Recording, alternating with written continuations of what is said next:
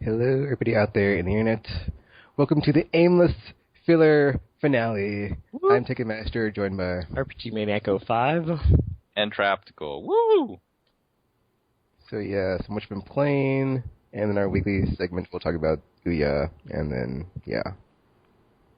Good time. And as you heard, the last episode of Aimless filler, and then next week we're coming back with a reboot or something and stuff. All the cool kids are doing it, so Yeah. why not? It's the thing to do right now, and, well, you'll see. We're doing lots of things that people are doing right now. Good times. So who wants to go first with what they've been playing? Someone?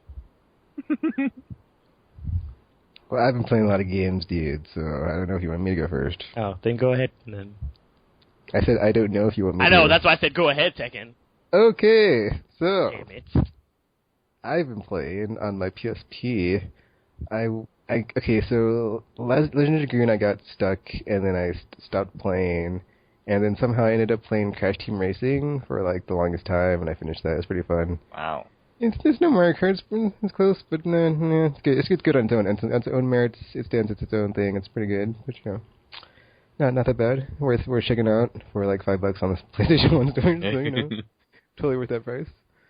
And then after I finished that game, I started playing Vanguard Bandits. That game was actually pretty interesting. 'Cause you can have like a whole. Well, I'm guessing this is like later on because this happened early in the game, but it was like a preset battle thing where like two characters that are like really high leveled fighting each other. So you can have like this really long string of like stuff where it's like you counter attack, counter attack, and you have these two mech units. It's pretty much like Shining Force when like you go to attack and it'll show this like dynamic animation thing of like your robots attacking. So that's interesting. The story's it's pretty par for the course, mediocre so far. So it hasn't really picked up. It's like, oh, there's a kingdom and there's a resistance and they're going at war and blah blah blah blah. So kinda tired. Kinda tired. Besides that, on handhelds, I think that's it. Console, Mass Effect, I cannot quit you, so I played Mass Effect 1 a bit. I'm about to start I put it on hold. I was about to start playing again, but I was like, I gotta finish 3 for my YouTube stuff, so I'm still on that. So soon that will be done, because I'll probably blow through it in like no time after I start, because it's like crack for me. Or any other drugs, I'm so into it. Not that I know anything about that, so that's just an example. Not so partial to crack or anything. Not partial. Well, it's not like there's any good drug shop, I'll just say. So, let's see. Besides Mass Effect, Happiness.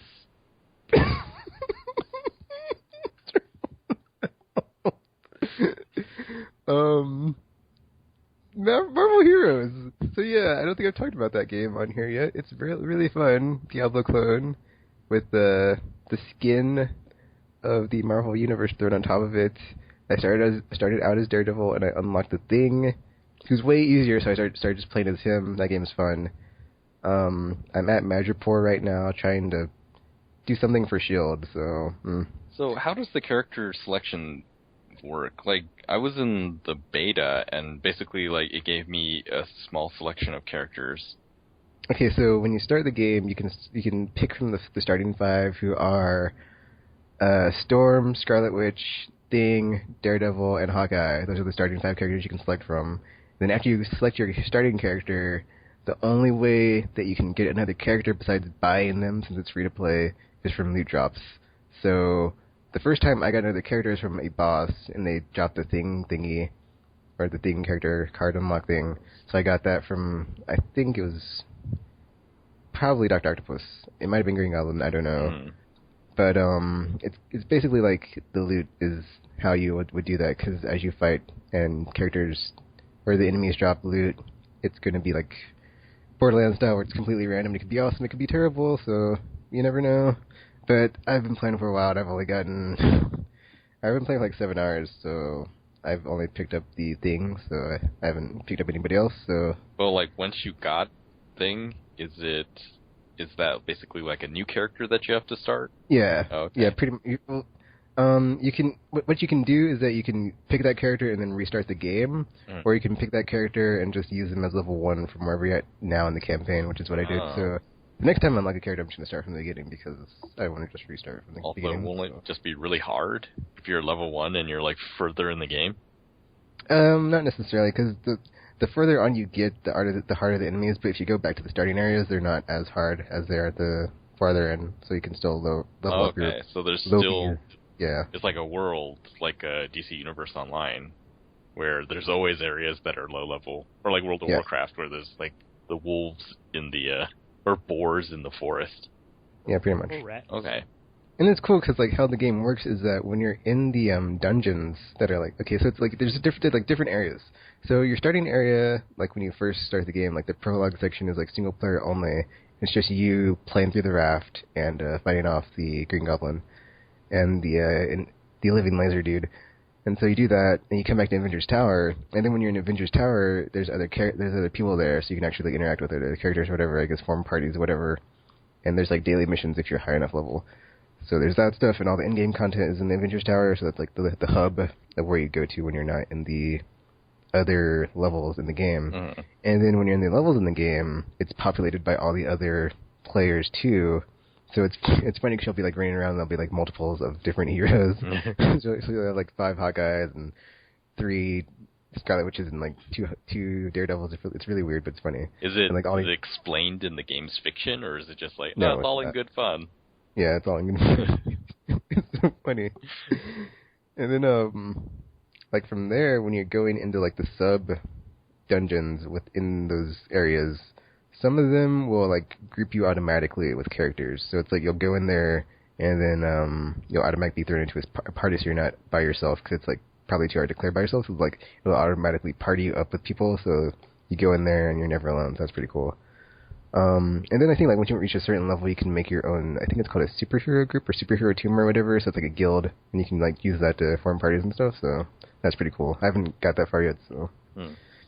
But when I do, oh man, the fun to be had. I'm trying to think of what my superhero team will be, so yeah, that'll be fun. And it's funny because like on PS3, I've also been playing DC Universe Online. I've been on and off. I haven't really like gone like full in because there's all this other stuff I'm playing. So I'm trying to get a chunk of time in my schedule of like when I'm going to play that game. So I think I'm going to play it for like half-hour chunks to like just go through because I don't want to put too much time into it and like get too into it, so to take away from the aspect. So it's like, yeah, I'll try to balance it, see if I can do how many games at once I can juggle. So we'll see. But I picked my dude, his name is Tekken Master. I think was taken, and no, it wasn't taken. I didn't want to use Tekken Master. I wanted to use Telemaster, like TELEMSTR, like telekinesis and telepathy. So, you know, I did that. It was taken. I was like, and then I named him Telemetry. So that is his name now. Wow. And then I'm like, now I'm gonna like write his story out. I'm like, okay, so he was this dude that got like struck by lightning or somehow like the electricity, and then like that triggered all his powers of his mind to where he can you move objects and like go in other people's brains because they're all like electrical, their electromagnetic field that's of their body or whatever. So I need to develop my character and like this backstory so I can totally get into it. I don't care what everybody says.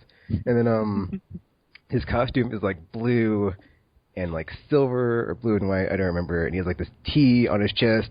But then I'm kind of angry because like when I was in the character creation thing, I didn't mess around with it to like see if I could like increase the size of it. So I'm kind of unhappy with the T. It's there. I like it. I just wish it was like better, but whatever. So I'm happy with that, and it's fun so far because I've only been soloing, so I haven't got to any of the grouping stuff. But it's cool because like when you're playing, it's like Marvel Heroes where it's like there's other people there, so it's like if you're like incapacitated, they can run over and heal or revive you, or just like be there to like help whittle down enemies that you need to kill.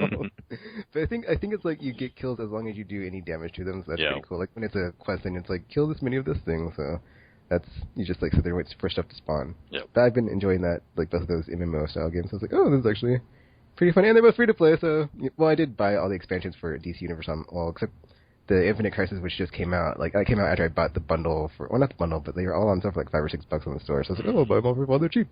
And of course, that other one came out and there's a bundle. It's like, oh, well, if you Sony Online Entertainment, doing that, but whatever. I'll just wait for the other one to drop and get it when it's on sale. And then eventually I'll make a Lantern core character because I like to use some Green Lantern and also a Batman clone because Batman. And that was really fun. And then I really want to get Cyclops and Marvel Heroes because I like using Cyclops. You know what, RPG? What, I can't because you have terrible taste in heroes? I mean, seriously. Seriously, just... I hope you're enjoying your hater pants and just sitting in the back being like, oh. They feel comfortable. Because, yeah, they do. There you go. RPG, comfortable in his hater pants. You heard it first. Besides that... Oh, I also started playing Sleepy Dogs on PC for some... Oh, because my friend has been like coming over and playing Final Fantasy 12, but he finally finished it. And so I'd be to play something else while he was playing that. And I didn't want to play Mass Effect 3 because I didn't want to like spoil the ending. So I was like, okay, I played up to like the part when you get Tally in your party. So I was like, oh, Tally's here, yay! And I played through the DLCs again of Omega and Citadel. So good. Oh, Citadel DLC, man, just touches my heart every time I play it. It really is a love letter to the fans, even though, yeah, I'm not gonna go there, but yeah. Right then. to unscar away other things that the game did to me, but yeah, still love Mass Effect. And then besides that, Borderlands 2, I played Tiny Tina DLC. It was fantastic. It was so good, so well done. And after I played it, I was like, wow, that was really good. I should play the other 2 or 3 or however many. So I need to go back and do that. Cause I just did it with my like level 50 on the default difficulty, so it didn't raise the level cap of the enemies, so they're all level 30. And I was like, haha, and just slaughtered them all. That was great. And then I started playing on Steam because they added the trading card stuff today, and it is pretty cool. Because I got some trading cards, and I was like, oh man, this is so cool. So I'm already just cracked into that. I need to have another word besides crack. That is like terrible. What is like a drug out that is like not bath salts? Because bath salts make you go crazy. I'm do almost they? sure most drugs Like, do. you eat them? I guess Tropical's right. I should just have be like that hits my happy spot, and I just can't wait for it to hit my happy spot all the time or something. Oh, or I need to sounds... incorporate the happy my H spot, all up in my H spot, and it just touches me there, and I go, oh, it's so fun, so much fun with this game, love it so much. Well, so yeah, besides that game hitting my H spot all the time on 2 different platforms, that I believe is it. But probably not, because I played a bunch of crap, and I probably forgot something, but whatever. I see. Let me check my YouTube. Oh, I talked about home. Yeah, I talked about home last week, so never mind. I think that is everything. I don't think home counts as playing something, though. But I saw a Unicorn RPG. It was magical. It was magical. You do know those, they don't exist. And dancing half-naked women. That was distracting. Funny. Today I went into home and I saw a unicorn. It was magical. Yeah. People are weird. That's awesome. It That's hit all me I've in been the H playing. spot.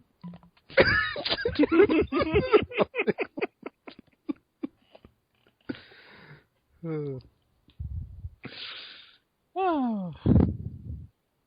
Right. Yes. Great. Exactly. So, RPG, you want to go next? I guess. I mean, I haven't really been playing much of anything, so I don't know if I'm just, like, burnt out, or maybe I just want something else or something, but it's like, I mean, I picked up stuff from the PlayStation Store because it's, like, a bunch of free stuff now, so I was like, okay, I can just get all this stuff. So I played, like, God Eater, but, I mean, I already owned it for the PSP, so I just transferred it over to the Vita, I guess, so to be useful to play. I didn't know you could, like, transfer your PSP saves over, which is convenient if I ever decide to get the other stuff on there, but, Better yeah. screen. Yes, the screen is better. And I picked up Zero's Escape as well, but the in-game reminded me that they had trophies, so I stopped playing it after that. And it's okay, though, because I already beat it on 3DS anyway, so it's okay. Crisis averted, everybody. So, Are they identical from what you saw? It looks prettier. It's like I think the characters are like a bit sharper and stuff, but other than that, I think it would play the same, I think. So, except that you don't have two screens. So, yeah. I don't think it's that big of a deal. Mm-hmm. But they do look a little crisper or sharper or something on the Vita. They look bigger on the Vita? Maybe.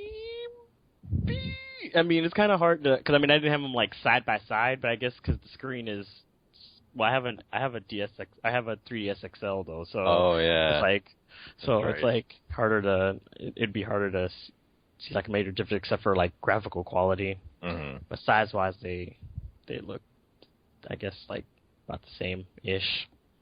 But yeah. But now I'm wondering, I'm like, would it just make sense to just buy multi-platform games on the Vita then, because they look prettier, or what's going on there? I don't know. I don't want to be that guy, or I'm like a graphics whore like you guys. We're trying to. Whoa! We're trying to. Tekken is not a graphics whore. What are you talking about? Oh, really, Mister? Oh, if it's coming out on a PS4, what's the point of getting the crappy version on the PS3? Well, there's more things like better graphics, like the optimization that allows the game to run at better frame rates. When games on current gen don't even run at 60 frames, it's like, oh, it's 60 frames. Who are you trying to fool, Tekken? Might be 30 frames. Who are you trying to fool? Who are you trying to fool? Hey, I'll play Chrono Trigger or Final Fantasy Tactics or any other crappy looking game any day of the week, like Metal Gear Solid. You can even see Snake's eyes. It's terrible, but I still play because it's awesome. Just saying. Sure. Whatever you say, liar. But yeah. Yeah, and I've been playing more XCOM and stuff.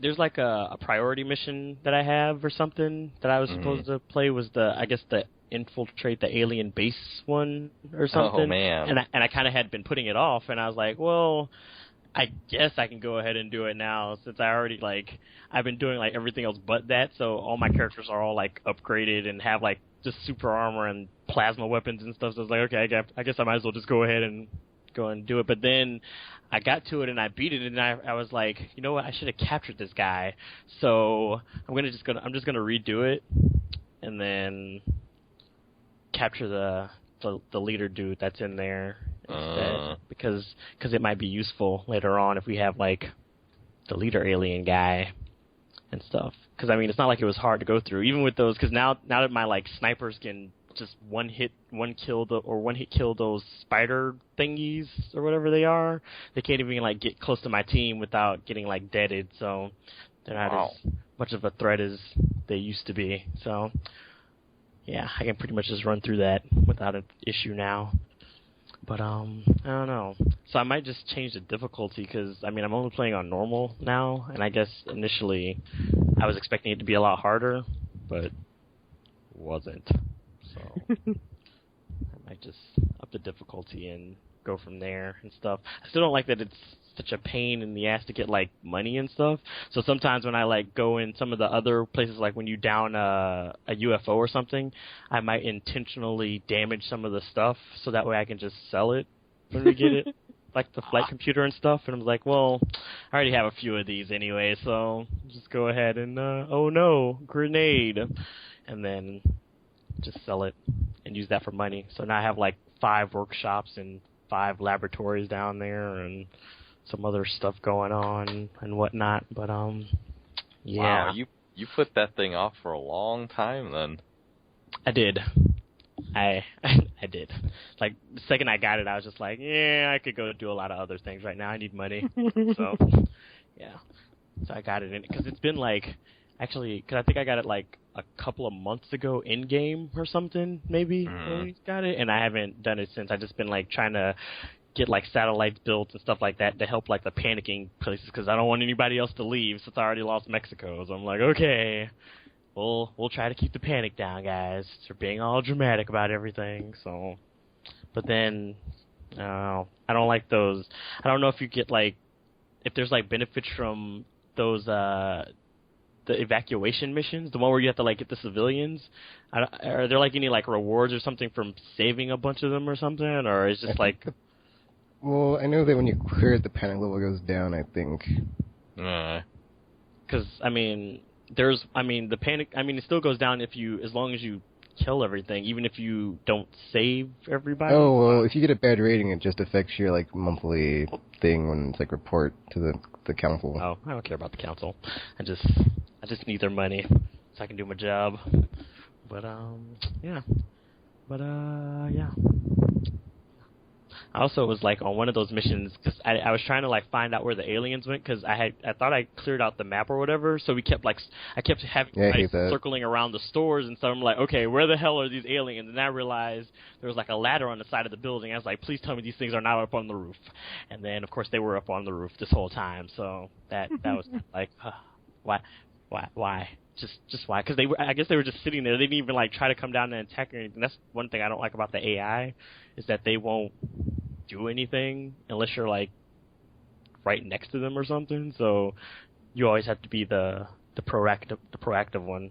Otherwise, they're just like, lazy and just like, hey, I'll just wait here and eventually he'll find us, I guess. So yeah, except for those stupid flying saucer thingies that lob grenade plays. God, I don't like those things.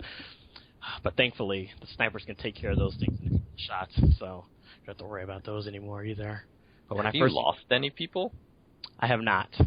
Wow. But I was like, because when I first encountered them, I was like, oh no, what is this thing? But then it was just like a little saucer, so I was like, okay, this looks relatively harmless. What can it do? And then it like turned into like some mech thing and threw a grenade. I was like, what the hell is this? So it's a good thing everybody was all armored up, so it like only took like 5 health from them, but they had like 12 or something at the time anyway. So it was like, okay, whatever, it's fine, we're okay. And all my support team has like they all have like 3 med packs anyway, so it's like I could heal up the people who got grenaded without a problem. Wow. Alrighty, team. Well, go ahead and kill this bastard now, because didn't know these existed. So yeah. I guess I was ill-prepared. Man, snipers are awesome in this game. I usually don't like snipers, because ew, but in this game and Valkyria Chronicles, they are just great to have around. Just great. Especially when they have that one skill that lets them shoot whatever enemy your other teammates see. So even if they're, like, not there, they can still shoot from a ways across the map or whatever. So yep. It's just, that is such a great skill. Just great. So they are great. So I usually have, like, 2 snipers and 2 support people, and then just fill out with whoever else I feel like, the heavy and the assault person. So did you give any of them custom names, or did you just go with what they were named? Go with what they were named. I was thinking about it because I was gonna change it, but I was like, I don't really care that much, because it's like, if I do change their names, then I'm gonna have to go change their appearance, and it's like so much work. Just don't. Just so much work. So I didn't do it. Thought about it, but I didn't do it. So yeah. I like their default names.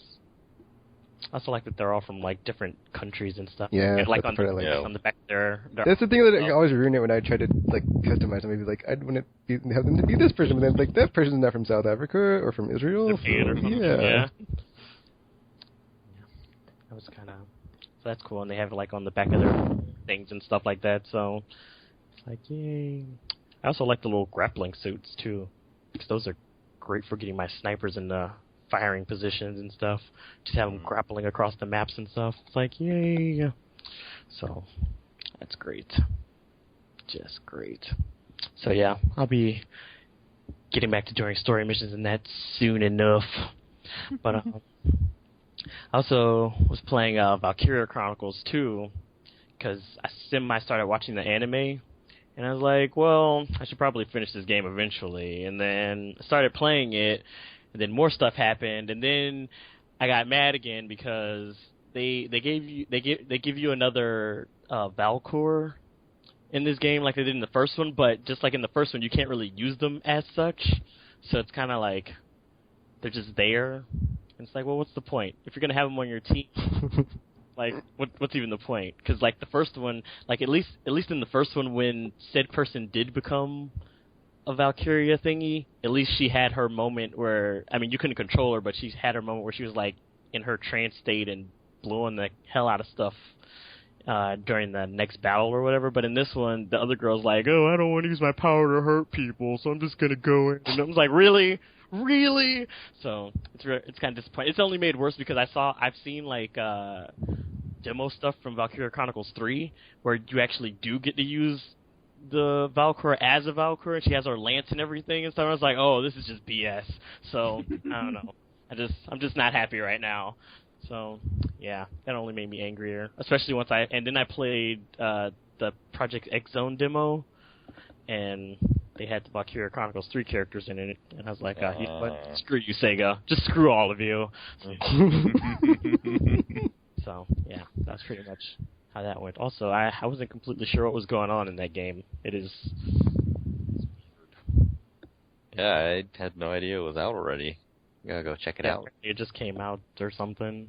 Yep. Oh, it's out? Yeah, it came out on Tuesday. Because I played the demo, and it's like some weird cross between one of those strategy RPGs and like an action RPG kind of. Because it's like you move your characters on the grid map or whatever, and then once they go into battle, you like input commands for them and stuff, and can do like have like the adjacent teams come in as like support characters, or they have like a solo support character, which I guess is just attached to the team, but most of this stuff wasn't like that explained. They kind of just gave you a battle, and it's like, here, try the battle system, and kind of went from there. And then there was like half the characters I didn't even recognize, so I don't even know what was going on. I was just like, okay, I know who some of these people are, and then these other people I've never seen before. So, yeah.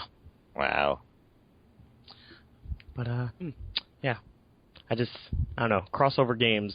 It's weird when they do stuff like that, especially when it's like a bunch of obscure like titles mixed in with the more well-known ones that actually get localized. I mean, I guess in Japan, people know who all these people are, but, you know, we don't get all these games in America, so... It doesn't seem like there's been like a major crossover from like a Western developer.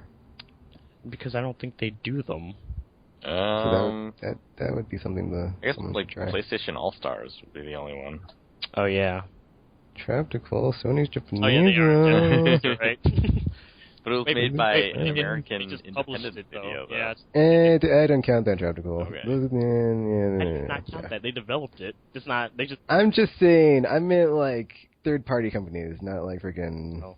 I mean, like, you know, Sony and Capcom, or it's like Sega's, Capcom, Namco. Those are all Japanese. It's not like Bethesda and BioWare teamed up for this crazy RPG or whatever. How would that work though? Because I mean, I guess.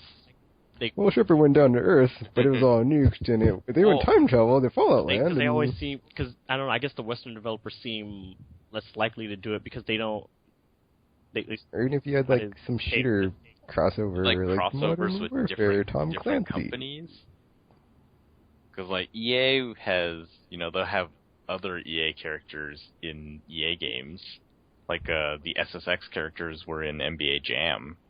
Well, I just mean like specifically like a game that is like a crossover, like the cross stuff, like Namco Cross Capcom, which never came out here on PS2. It did not. Yes, that is a fact.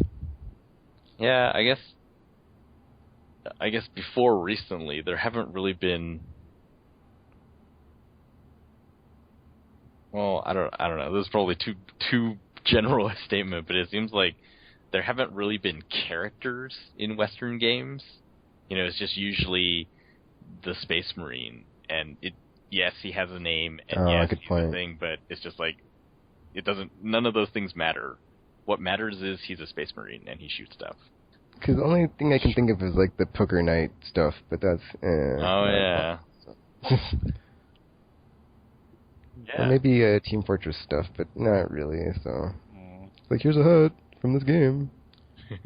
I think Tropical's right though. Most of the Western games don't really have like, I guess those kind of identifiable, just established characters things. Well, I mean, there are some anyway. that. Well, yeah. That's what I say. I mean, there are like some. Now there are sort of iconic characters, whereas before it was like you were either the bald Space Marine or you were a custom character and you could be anything. That's a good point. Yeah. I mean. Maybe someone... I mean, even like Fire Emblem Shin Megami Tensei or whatever, the crossover. That's Japanese, though. I'm just saying, that's another example. Oh. What's up, Western developers? You guys should team up more on stuff. Maybe they just don't like each other or something. Maybe they're not okay with teaming up. It's too competitive over here. Yeah.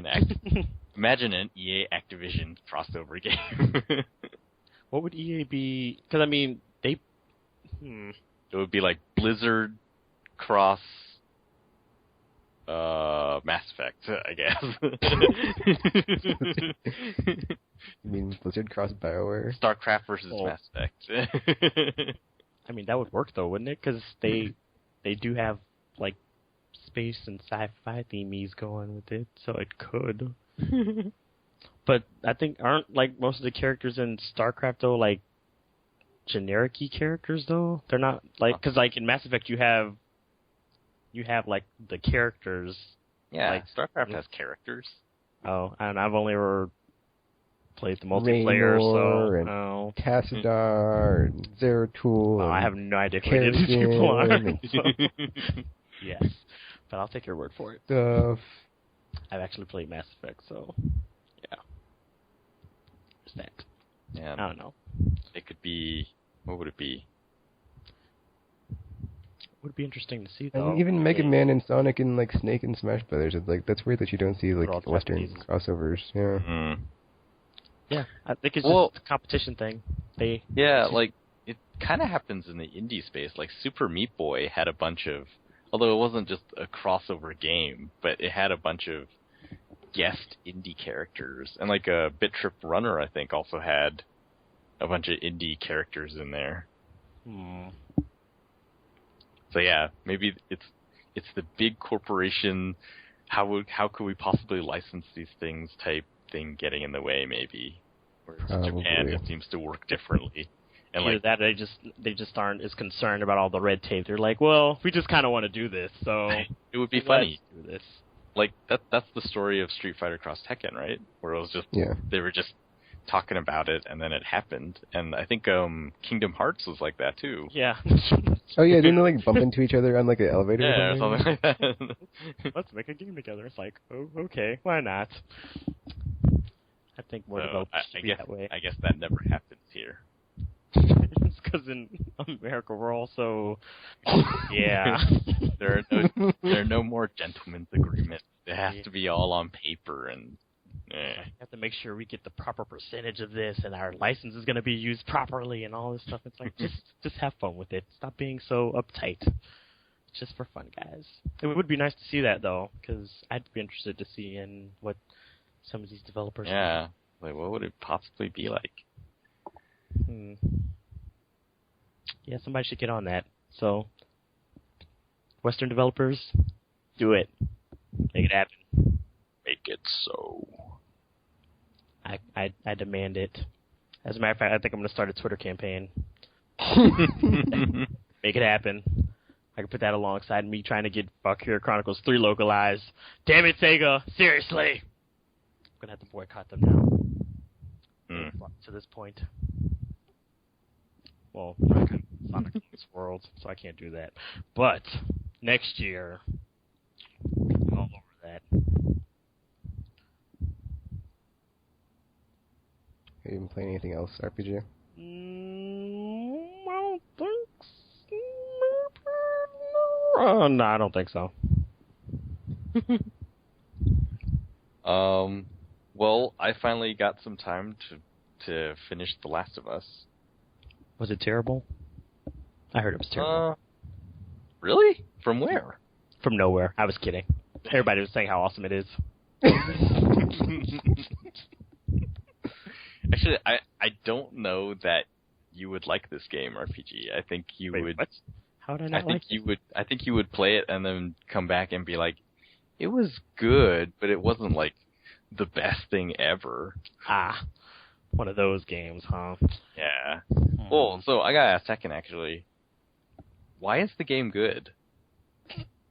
I would say that the whole scavenging thing and the sense of I guess it's not like really a sense of horror, but just like the sense of thrill that you get from like moment to moment is just like really like the pacing is just so well done, and like the bookends of like each season is just like each time you get to one of those and you have that moment of just like it ends that season, and then you just like are left with this, and then like you start the next season, and then you're into like the open areas. It's like a pseudo open world moment, and you're just like collecting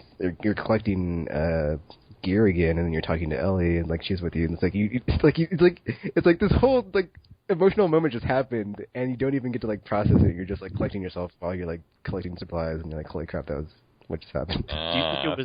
Do you think it was done better than like The Walking Dead in terms of, I guess, like execution for that kind of thing with the whole human interactions and, you know, I guess events and stuff?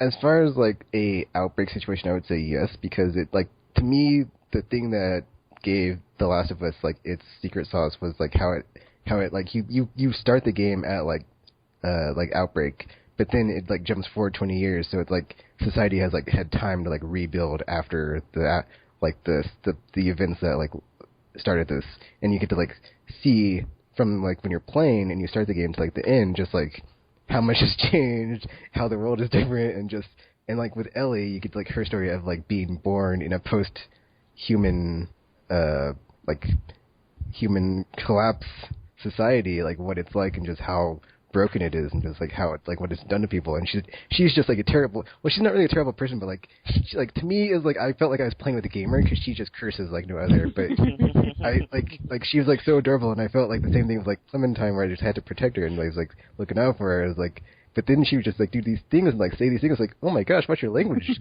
child? That is terrible. Just. Well, she was like a teenager though, isn't she? It was great though. She's not like a kid. She was supposed to be 14. Oh, that is pretty young though. Yeah. She was like cursing more than a 14-year-old should be. Yeah. So. Oh, you haven't met a lot of 14-year-olds now. And she kind of kills people, and it's like, holy crap, she just like took out these, like the first moment you meet her and like something happens, it's like, holy crap, what the hell just happened? She's like, oh, I thought we were going to hold him up, and it's like, what the? That was crazy. I was like, wow, that was crazy. Naughty Dog, good job there. Man. Yeah, we're gonna have to do a step on that one. But her and Joel both like, well, I'd say like mostly her, like just like her growth as a character, like from when you're in winter and like that whole part at that end of that chapter, just so good, so good. That was crazy. Yeah, like I gotta say, I guess it was sort of very slow paced in the beginning, and well, like if what you're saying is like the pacing is really good, then I totally broke the game by constantly pausing and having to do other stuff and just like playing these 20-30 minute sessions, and then, you know, before I knew it, 10 hours had gone by, and I was like, what did I just do in those 10 hours? And it just felt like I just plodded along and didn't really accomplish anything. I don't know. It felt like I don't know. Recently, I've been most interested when like interactivity helps the story and things like that. And with The Last of Us, I guess I have to play it again, because when I played it through the first time, it felt like there was interactive parts, and then there were story parts which I cared about, and interactive parts which I didn't really care about. And so I was playing the game like I'm not really sure how I feel about this game. And finally, when I got to play those longer sessions and I finished the sort of later 3/4 of the game, as far as like the seasons, it was really cool, I guess. It's hard to describe. It was without saying anything, especially. It was definitely faster paced. And then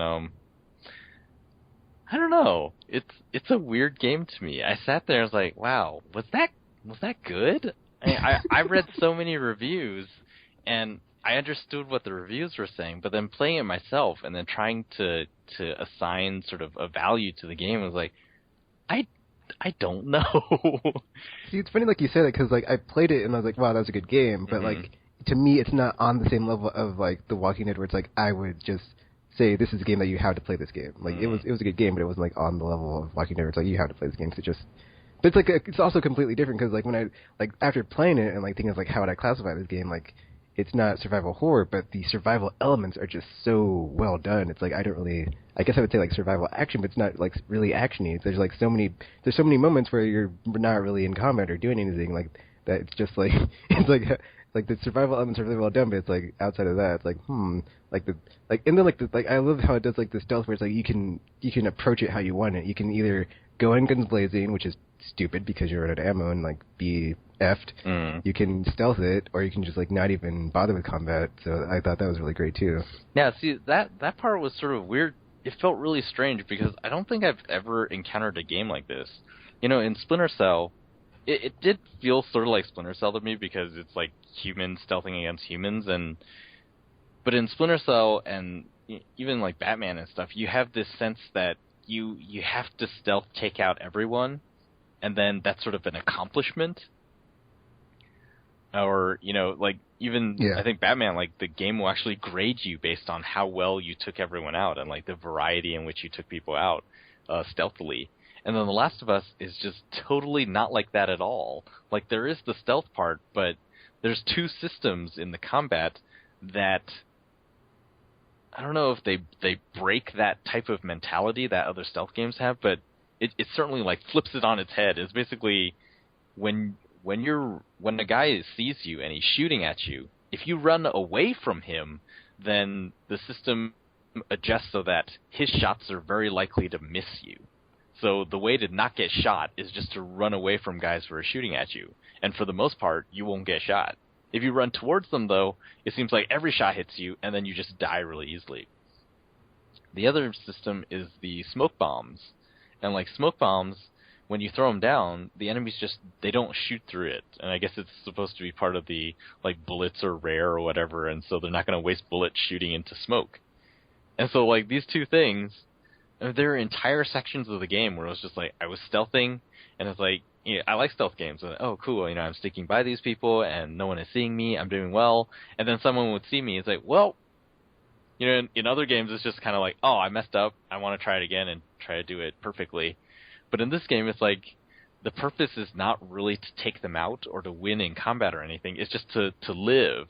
Yeah. Right? So then that's what I loved about it. Is like I love stealth games, so it's like I was trying to stealth, and then like seconds when I would stealth and like get spotted, it's like I'd be like, holy. Well, I wouldn't be like, oh crap. I'd be like, oh crap, but like I'd be like, okay, like how many of them are like I'd have to like evaluate the situation of like how many of them are there? Do I have the ammo, or like how do I get out of the situation? It's like you don't have the ammo in this game to just put up a fight every time you get spotted. So it's like you'd have to be like on your like I was on the edge of my seat every time I'd had to like sneak by some dudes, and like you have to stealth so often. So it's like, man, I don't want to get spotted. Man, I don't get spotted. So it's like it's just the intensity of the stealth and like survival is just so good. But then like the flip side of that is it felt like I did nothing. You know, it's like, so, you know, let me see if I can describe it without spoiling anything. The last part of the game, you know, I was stealthing around and I was like, oh, this is really cool. I'm sneaking past a ton of guys. But then one guy would see me, and then suddenly, you know, he calls his buddies, and then suddenly a ton of guys are on me. Yeah. And I would just, like, I would throw a smoke grenade, or I would, like, hide, or I would just run away. And so basically it amounted to me, like, running through these giant rooms filled with enemies, and just, like, running, you know, the fastest path through, running through, and then it's like, oh, I made it. And so it was just the end did kind of feel like a race to the finish, because I was stealthing, but, like, I would get spotted, and then, like, I had the ammo to fight, so I just, like, whatever, I'm more towards the end, so I don't really care anyway, so I'm just gonna, like, go through this firefight and just kill all these dudes. Yeah, like, I was just like, oh, I didn't do any of that. I just ran through it, and I was like, well, that was weird, because usually, you know, games, they set up these systems, and then it's like, okay, we've taught you the systems, now let's see how well you can utilize them. And, you know, one of those systems is running away. But when you utilize the running away system, it's like, it feels like I just skipped that entire part of the game. Yeah, but to me it's, like, valid, because you don't want to, like, in that situation when you're trying to survive, you don't want to waste ammo, right. And it's like, you don't want to, if you're outnumbered, you would run because you're not going to survive. Yeah, like, in the fiction it works. But then yeah, because like, I found game, myself getting it felt very weird. Yeah. So, I mean, I agree, like, it was, the pacing of the last 3 quarters by seasons was like, wow, that was really cool. And, it was, there's that thing again. Like, do I call it enjoyable? I guess I liked it, but I don't know. Beyond that, I don't know how I feel about the game. Yeah, I guess as part of that, do you think there should be a sequel?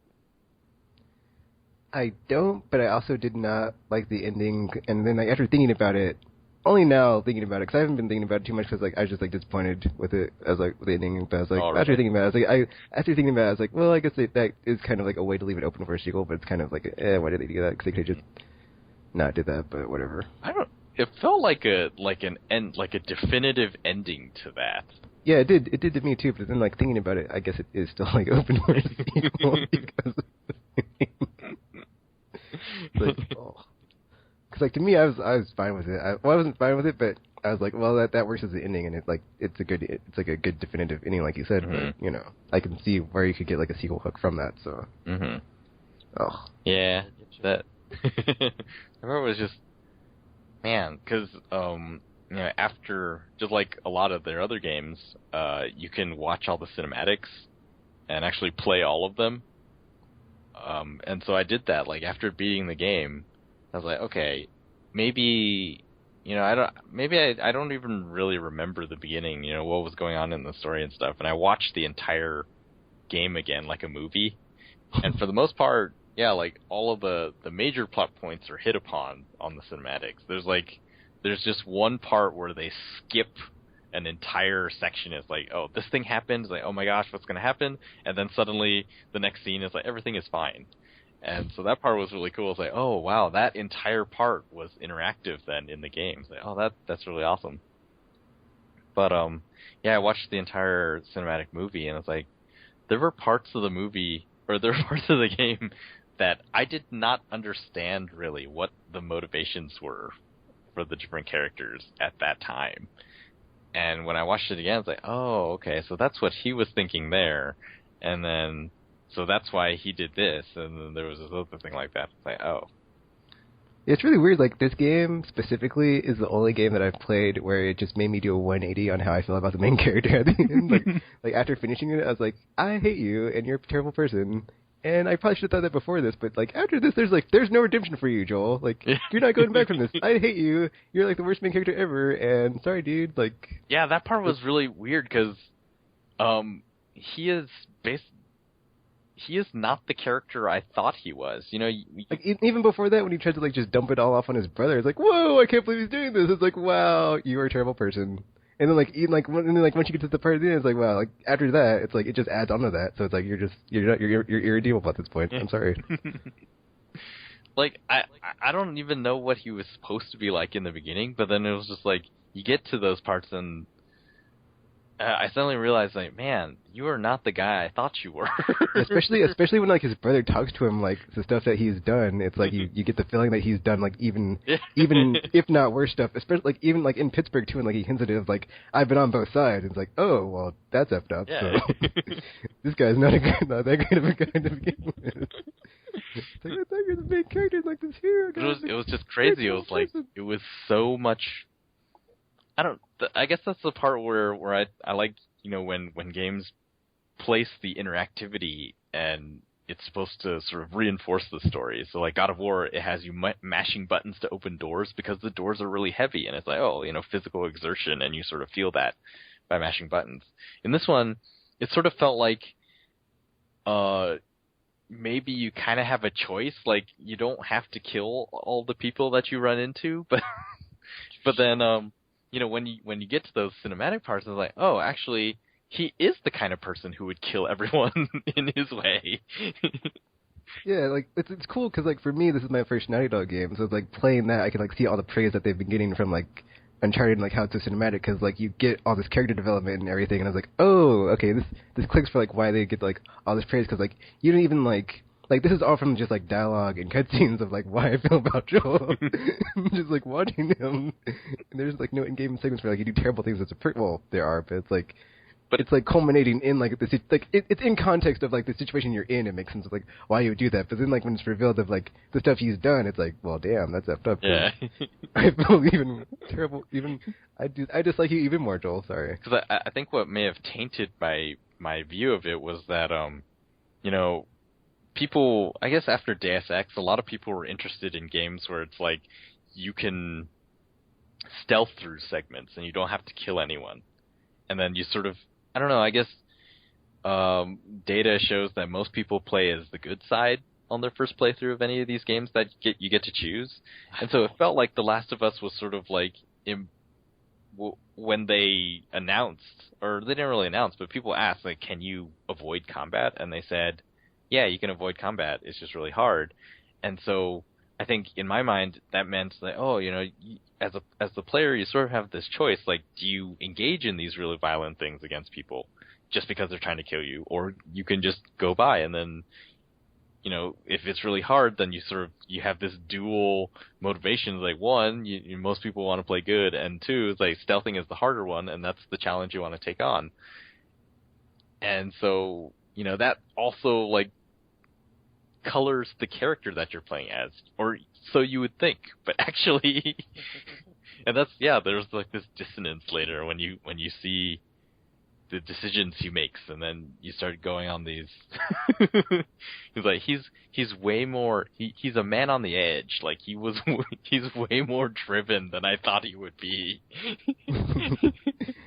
Yeah, and then like that brings me back to what I said last week of like how this game like took me over. It's like after you get to winner, and like you encounter people that have done things to you that you didn't know were them, but they reveal it to you, and you're like, oh, you're those people. Well, guess what? You're about to get something when I get to control Joel, and I didn't know what was going to happen because I didn't know what was going on at the point. But then I did, and I got to go to their little village, and yeah, faces were wrecked, and they deserved it, and I felt great about it the whole time. It's like, oh, you're going to do this to people. Oh, you tried to do this to me. Well, now it's your turn, buddy. So I feel no remorse, and I feel great about it. It was interesting because there in Uncharted, I think it was 2.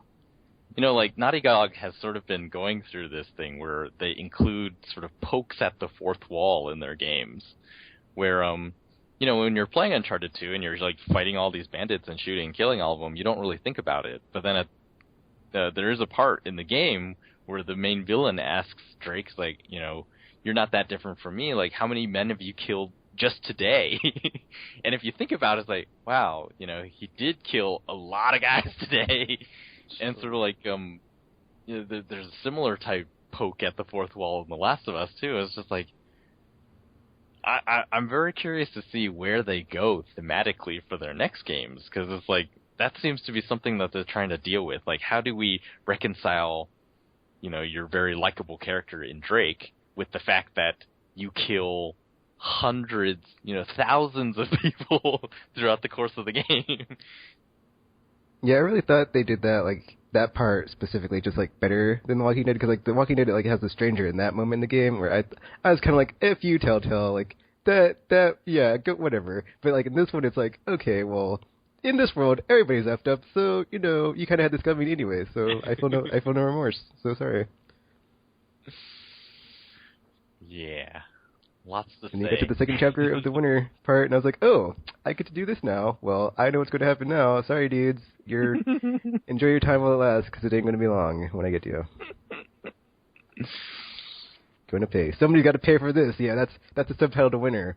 Subtitle to winter chapter for Tekken. Somebody's about to pay, because, yeah, you're all your fault, and you're about to pay for it. It's crazy. But yeah, like, I will be interested, actually, RPG, when you pick it up, if you pick it up, yeah, and seeing what you think about it.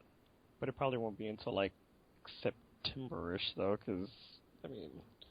whatever. No rush. The multiplayer, though, is still super fun. I can see why they called it the best multiplayer mode ever conceived. Because it is... Man, I just love that they have in-game fiction that motivates you to play well.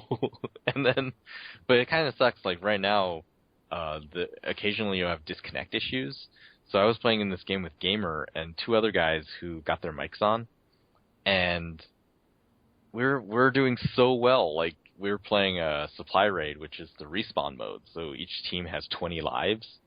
And we hadn't lost a single life. Like, we had been dominating the other team. And then it was down to like the last few lives, or like the timer was almost up or whatever, and I don't think we had lost any lives. And suddenly I got booted from the game. And I was like, oh, dang, that sucks, because that would have been such an epic victory. But what was even worse is that when I logged back in, it counted that game as I had just rage quit or something. Oh, no. So I didn't get any supplies from that entire game, which meant that suddenly my totally healthy colony, or like my group, my survivors group, was suddenly half of them were hungry. And like some of them were sick. I was like, come on, I would have had the supplies if I hadn't been disconnected. And it was just terrible. I haven't been able to recover because it hurt my group so much. And then it's cool, like they sort of incentivize you to connect the game to Facebook. And it's like, oh, we'll give you these one-time use bonuses if you connect to Facebook. And I thought, that's fine. So I connected, and then so now like my survivor group, like everyone in the survivor group is made up of my Facebook friends and family. Oh, terrible. That's terrible. That is So it awful. was interesting to see like Karen has died, and I was like, oh. And like when people are hungry, they get paranoid. So now, before it was like these happy sort of survival in the apocalypse type messages, where it's like, oh, this person is pulling weeds in the garden, this person is building an aqueduct system. And now it's like, this person suspects other people of stealing food.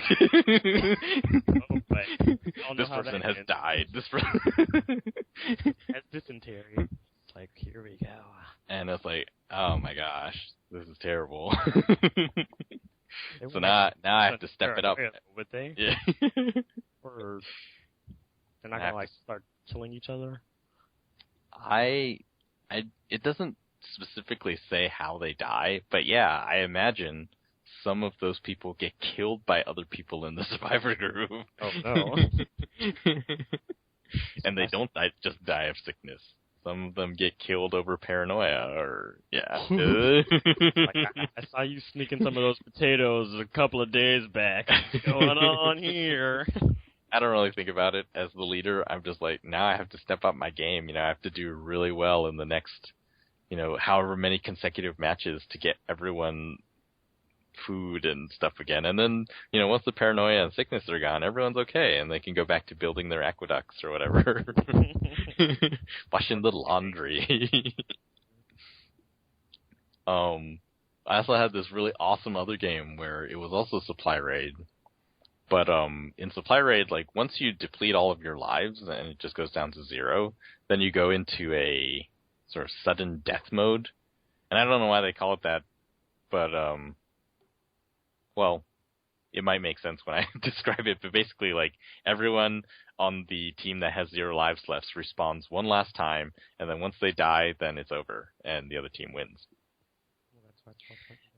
And it was this map I had never played on before, which has sort of these tall buildings on, the two ends of the map, which are sort of the end barriers. Then there's like a bunch of cars that are sort of broken down that you can use for cover. And then the middle of the map is like the road fell in on top of a subway car.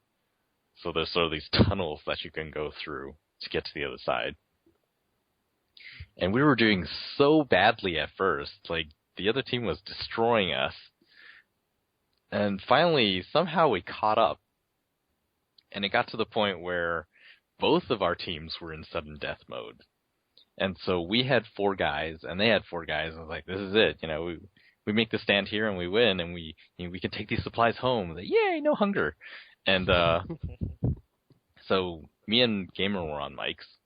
And then the 2 other guys on our team weren't on mics, but I'm pretty sure the other team had mics. So they were walking around sort of together, and I was sort of following Game around because I play support, and I usually heal guys as I'm following them. And they encountered the 2 other guys encountered the other team, and somehow were able to take out 2 of them, but they both died also. And so I went over, and Gamer was already in the battle, and I ran over, and I started healing him, but then another guy started shooting at me, so I got into cover too. And was this, everything happened so quickly, but they were shooting at us, and for some reason, Gamer went down, and I threw like a bomb and a smoke bomb up at them. And the smoke bomb, like, it triggers this sort of coughing animation on their side. And I was like, okay, so I'm going to throw this bomb. If it doesn't kill them both, then the smoke bomb will go off second, and then it'll blind both of them, and then I'll just run up and melee kill both of them. So that was the plan. So like, okay, let's do it. So, I threw the bombs, and then Gamer went down, and then the first bomb went off, and I heard it hit, but it didn't take anyone out, because, like, I didn't gain any score. And I ran up there, and the smoke bomb went off, like, right before I got up there, and, like, one guy got blinded. And I meleeed him, and he went down. I was like, yes! And then I looked over, and was like, oh crap, Gamer's dead already. So it was just me and this other guy left. And then Gamer's like, oh my gosh, it's one-on-one. I'm going to record this. And I was like, oh man, what do I do? So in every game mode, there are like these designated spots where supplies will spawn on the map. And you just, usually in every game, you just run over and open the supply box, and whatever's inside, you grab those, and you try to make some weapons or something out of it.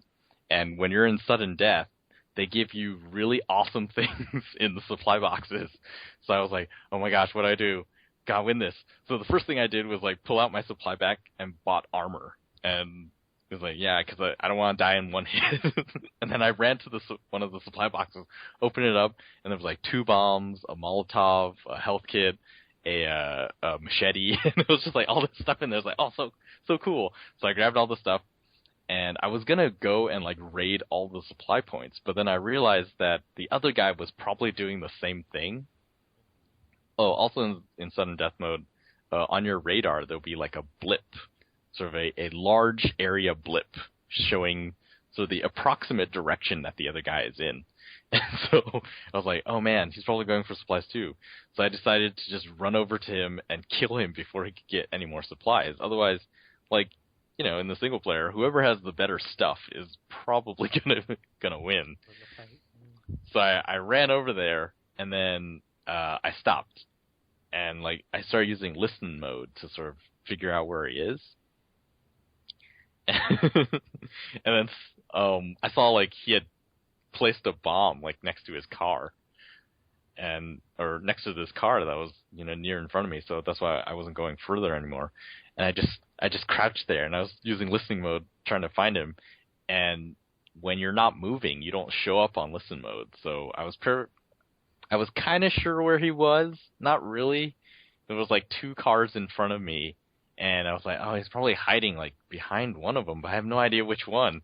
And so I just, like, pulled out my Molotovs. And then suddenly, like, another guy on our team who had died already just suddenly bursts onto the scene with his mic. He's like, oh, hey, I don't know if you can hear me, but he put a bomb down there in front of him, and he's just back there.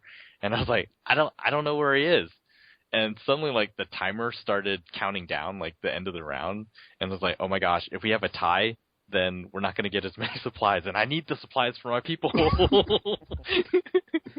And so, Hail Mary, I just like I had built another Molotov on my way over, so I had 2, and I just threw one at one car and one at the other car, and he must have seen the one coming for the first car, so he got up and ran to the second car, and then got hit by the second one, and was like, oh, we won!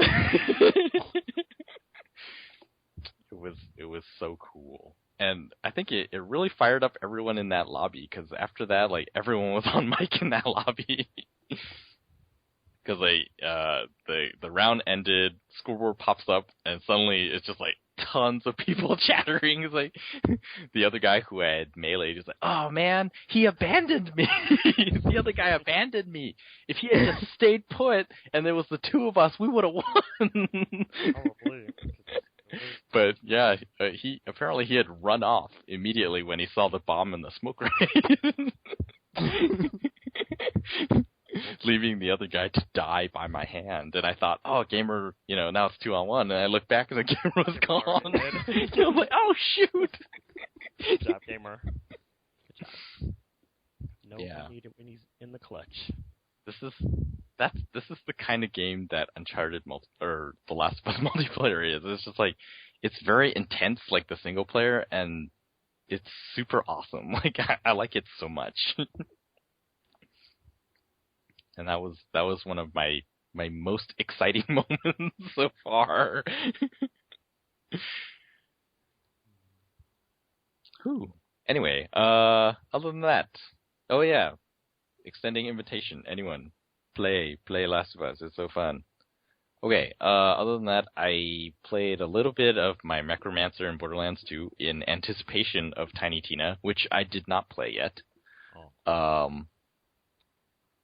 Yeah, it turns out I was having such a hard time because I was using something like a level 7 or level 6 shotgun in a level 21 area, and I was myself level 20. And I was like, okay. But I'd been using it to like make sure I'd never accidentally reloaded and reset my anarchy stacks.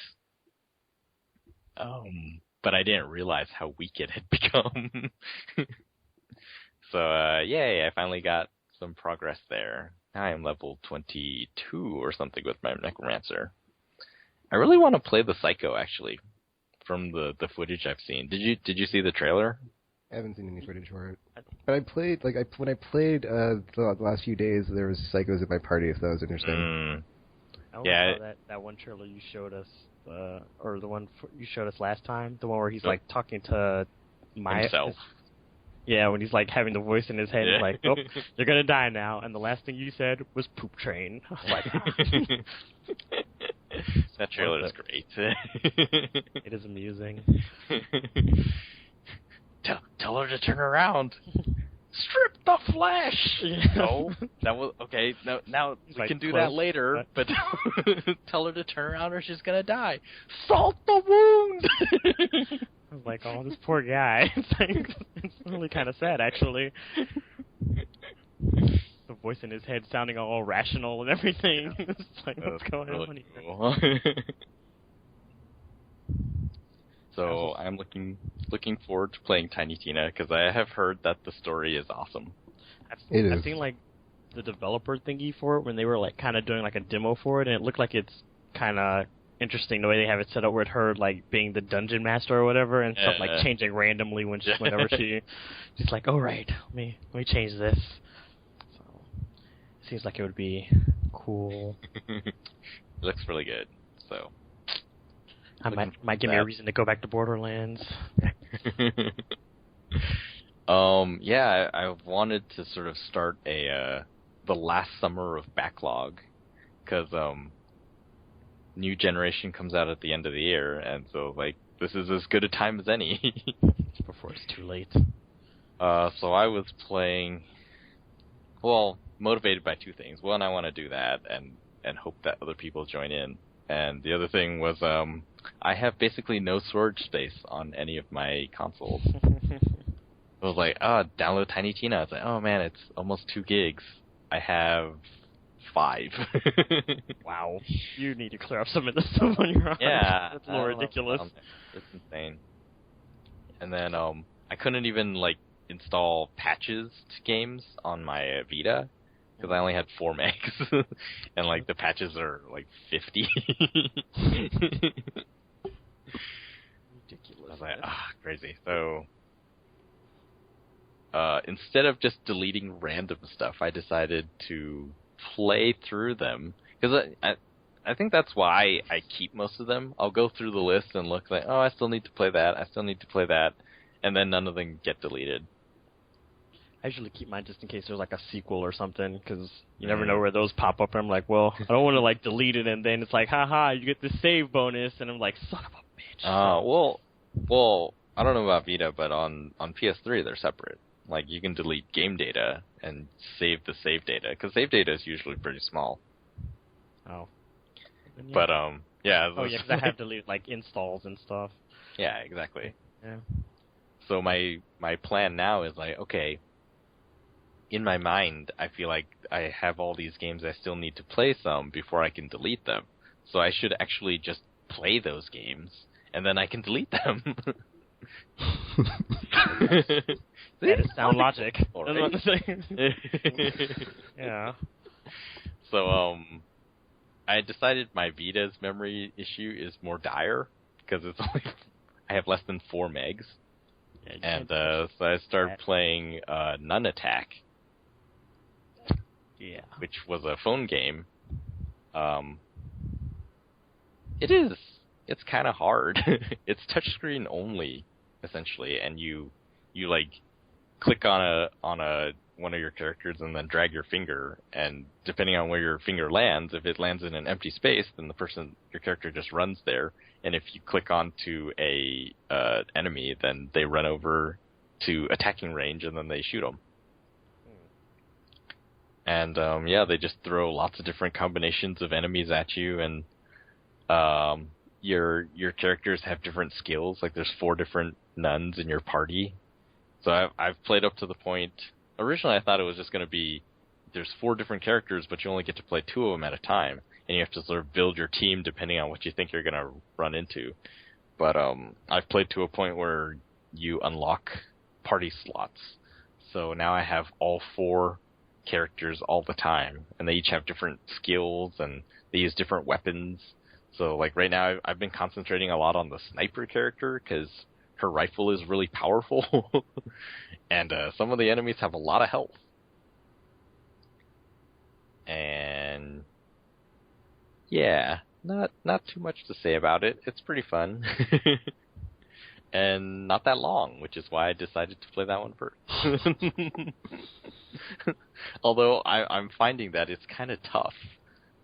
So there are levels where I have to play them over again, and it has sort of Angry Bird structure where every level has like a 3-star rating, and if you want to get all 3 stars, you have to like kill all the enemies, and I have no idea what the other things are. But so I've been going for 3 stars and not that many levels. So I was like, okay, let's do this. I can finish this one. Plus, it's good that it's on the Vita, because having save states is really nice, and I can just put it down at any time. Whereas something like The Last of Us multiplayer, which is what I really want to play, 4-on-4, and if one person just leaves or goes AFK, like that sucks. So I'm not gonna do that. But my survivors are dying. Oh, that's the other reason. I need to do well, otherwise the survivors are just gonna die. That's what I'm saying. Or they'll start picking and kill each other. Yeah. Because paranoia is your worst enemy in those type of situations. Yeah, pretty much. So yeah, that's what I've been playing. Besides Ouya, which is the next section. So. Ew.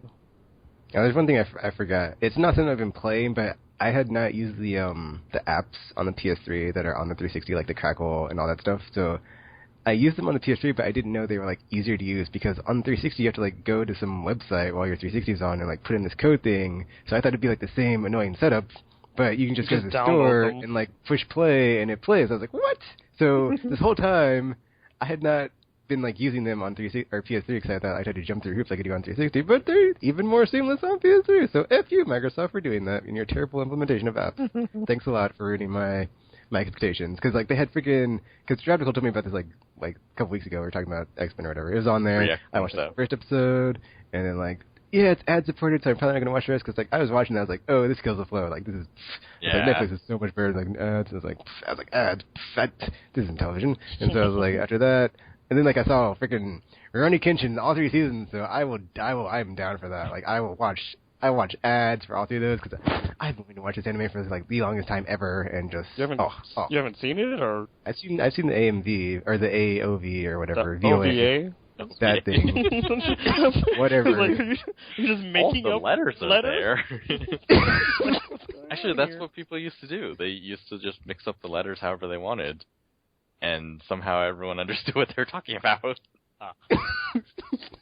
But yeah, I saw the movie form of the whole series, but I haven't seen the series. So I'm going to finally watch the series. I've been waiting to watch it for like ever, so yes, cannot wait. The series is quite good. The tone is very different. But yeah, That's like no something I've never been playing, but something I used on my PS3. So yeah, there's that. But that's where I've been playing. So I'll come back into this the chapter call and it's Ouya talk.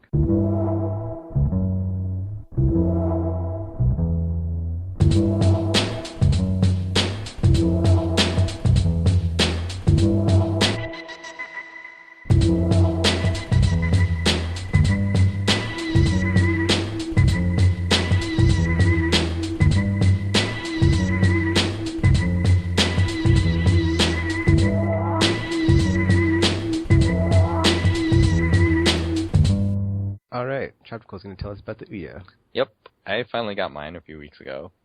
And at the time, I was very pessimistic about it, which is rare for me. But I think that was the realist perspective. Because I got it, and there was a lot of reports about the controllers are really messed up, and there was actually real data that the analog sticks just aren't. I don't know. They were borked in some way. They didn't register in certain positions, and for a while they had this thing where it was just like if you pushed the stick, it would like lock to the axes.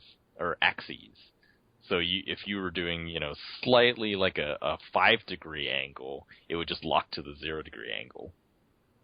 And so anyway, like myriad of sort of hardware problems that. I was just looking at it like this console cannot possibly succeed, and even like on the hardware, like we talked about. Oh, I guess we didn't because it was off air. It's an Android console, and for some reason people are stuck on the fact that it's Android, and so there's sort of expectation that it will be a certain type of games because it's an Android console. And that's just been totally the wrong way to look at it. I mean, like Windows is like Windows PCs, but there's basically every type of game you can imagine on there. This is true. And so, but like Ouya was not helping itself in that department because in the menus, like if you go into advanced settings, it is just the Android menu that appears on your TV screen. Basically, yeah, the hardware didn't feel like it was going to be there. The software, just sort of the system software felt like it was going to be sort of haphazardly put together, and it's like part Android, part Ouya Frankenstein machine.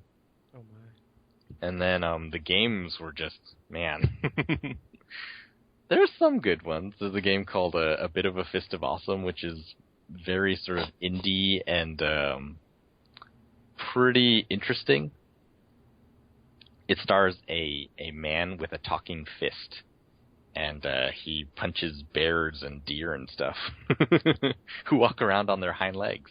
It's like the story is something like something altered the past, and like animals rule the world, and your fist tells you have to go on this quest to rewrite history. And then you go around and you punch wildlife in your plaid shirt. And it's all 8-bit looking. It looks quite striking, and it is pretty fun. And but yeah, no, a lot of the games felt like they were very obviously made for tablets, and Ouya doesn't seem to have sort of what are they called, like branding guidelines or whatever. So there were some games like, they just, they ported it from tablet, and then they just assigned buttons to different things that the game could do, but then the buttons weren't even named the right things. It's just like they named them whatever they felt like. It's like, this isn't L1 like Ouya says it is. It's the left bumper because it feels like the one on the Xbox. And yeah, that one was a racing game.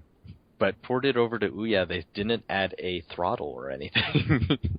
It was just like the tablet version. It's like auto accelerate. Oh. You just use the stick to steer. It's like, come on, really? Where's the fun in that? No fun. Oh.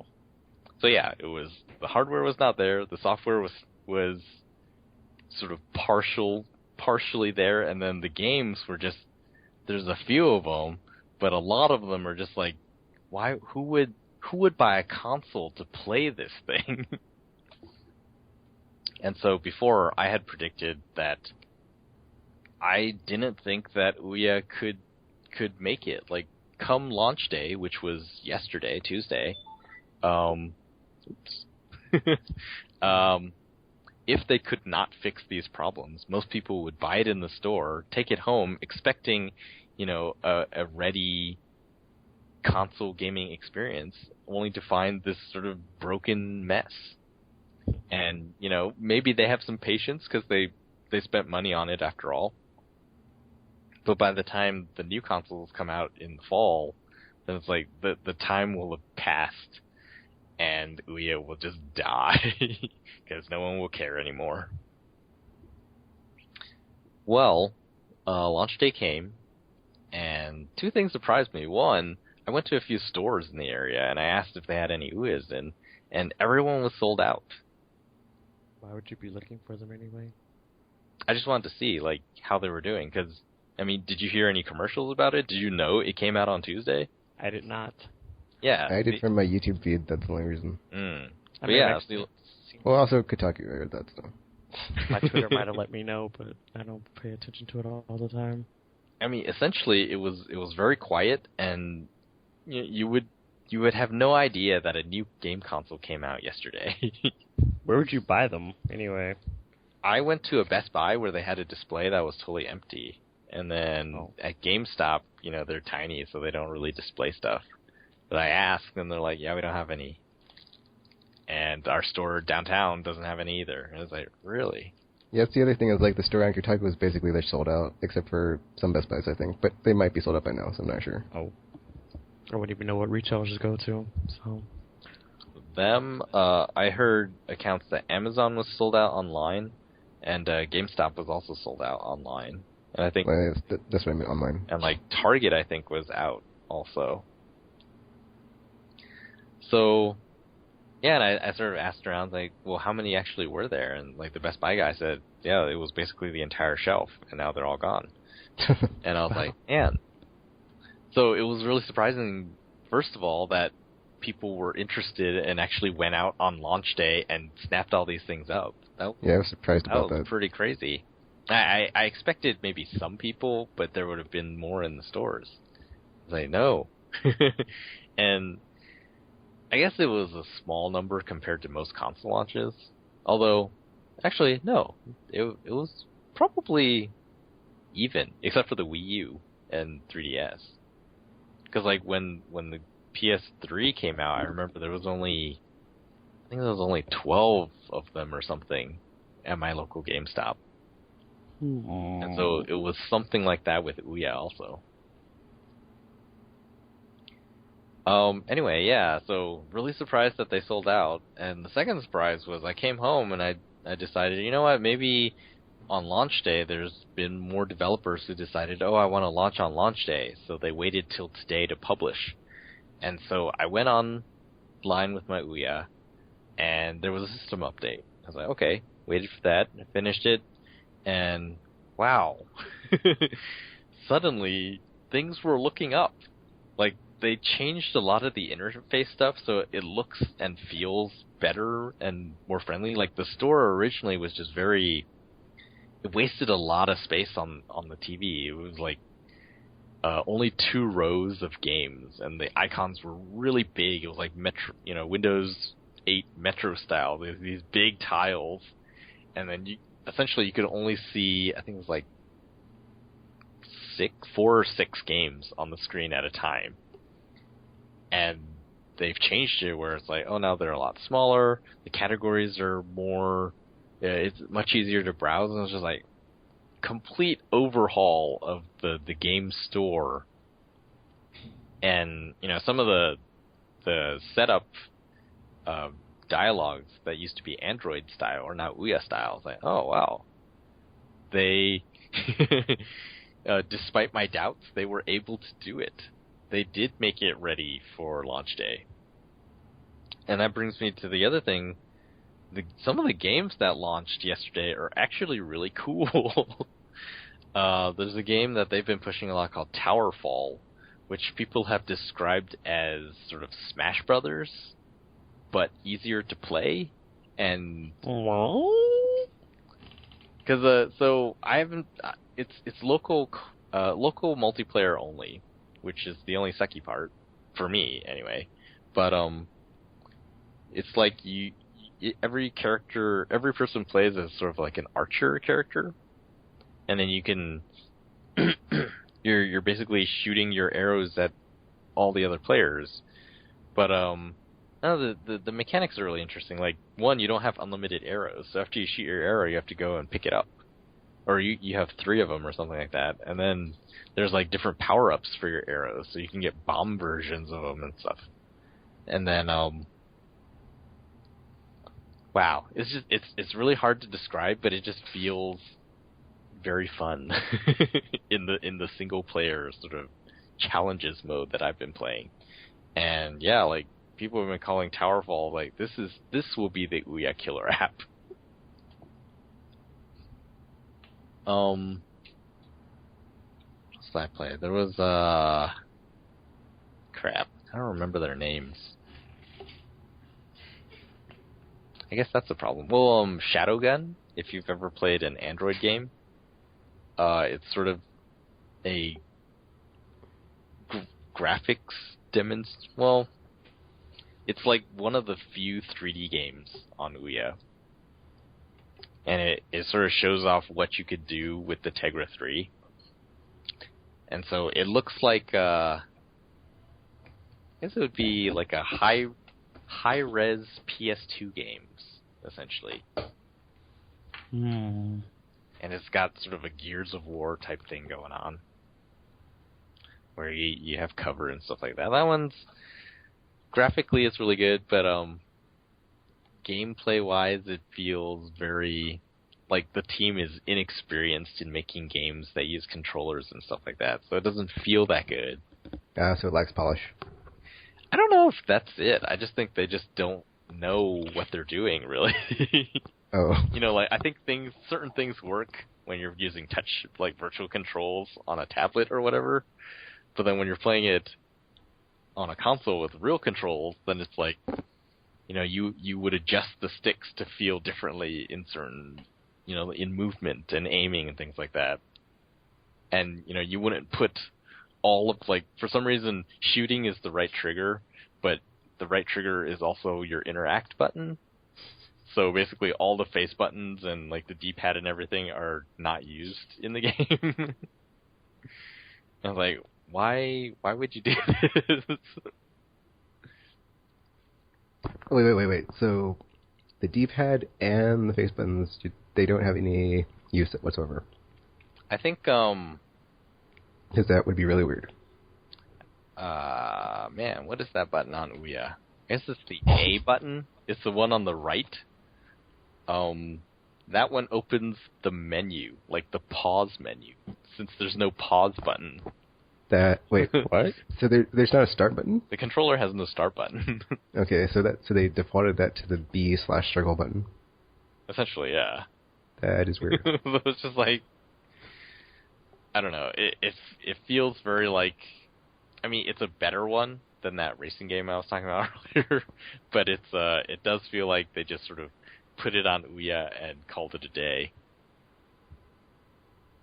And, you know, I kind of cried out when there's no select button on the PS4 controller, but, you know, I'd just like to point out, you know, in this instance, it kind of would have worked, just saying. Throw it out there. I mean, I don't think you necessarily need a select or a start button. It just, you know, you have to have something and let people know what it is. What do you got to pause the game? I mean, you didn't have a start for that, but why would, or like a home button or something, but when have you ever used select for anything recently? Hey, I use select all the time in Borderlands, too, to bring up my thingy. Yeah, well. Yeah, no, I've barely used them in anything I've played, so. And the problem with Shadowgun's pause button being A is that it didn't tell me. I was just like pushing all the other buttons to see what they did. And they, for the most part, they did nothing. And I was like, oh, this is the pause button? That would be a weird experience playing a game and just like not knowing what anything does, and be like, okay, let me just push all the buttons and see what happens. And then nothing happens. I had to do that in demos before. That would be so weird. It's like, why are none of these working? That's basically what happened. Like, it only told me that the right trigger shoots and the right bumper reloads, and that's it.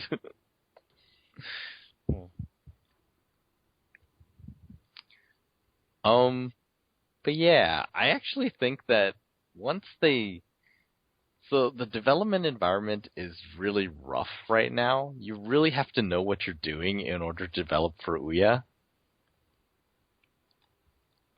And then even then, like, stuff is changing so rapidly on the system that I think developers are sort of not necessarily left behind, but they have to be on top of things in order to make sure that their games still work. So another game that a lot of people are talking about is Saturday Morning RPG, which is this sort of 8-bit looking RPG that is inspired by 80s Saturday morning cartoons. I love Saturday morning cartoons. I still watch them. Don't judge me.